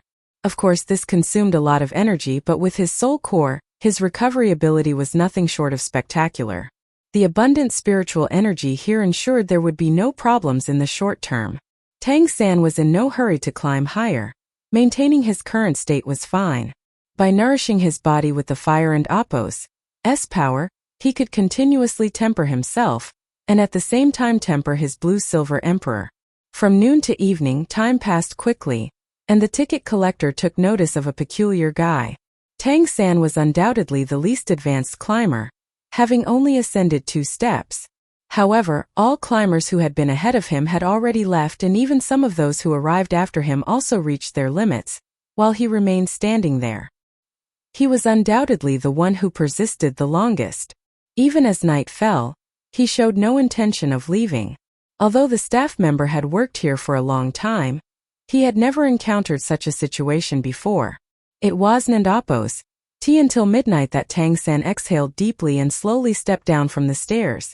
Immediately, white steam rose around his body, releasing a large amount of heat. His clothes, having been baked, were on the verge of giving out. Tang San brought out a robe and covered himself, preventing his body from being exposed. The redness on his skin lingered for a long time, and there was a constant feeling of soreness and itching in his bones, meridians, and internal organs. This sensation was quite uncomfortable, but Tang San and Appo's face showed nothing but joy. He knew that after being tempered by the sunfire, his body was nothing like before. This is great. This level of tempering is just right. If time allowed, he could stay here for 3 days and nights. It wouldn't Appo's take much, maybe a year or so, and his physique could be elevated to the god level, making him tough enough to wield the great Sumeru hammer easily. Unfortunately, time was not on his side. He still had to participate in the competition and visit another place, so he couldn't Appo's continue training here. He would have to leave it for another time. The carriage driver was very dedicated. Even though it was already very late, he was still waiting outside. Tang San gave him extra fare and asked him to take him back to the hotel, arranging to depart again at noon. Upon returning to the hotel, Tang San meditated in the cultivation room. The redness on his skin had mostly faded, but the heat deep in his bones remained. Tang San continuously circulated the energy of his mysterious heaven technique to absorb this heat, while monitoring the changes in his strength under this intense refinement.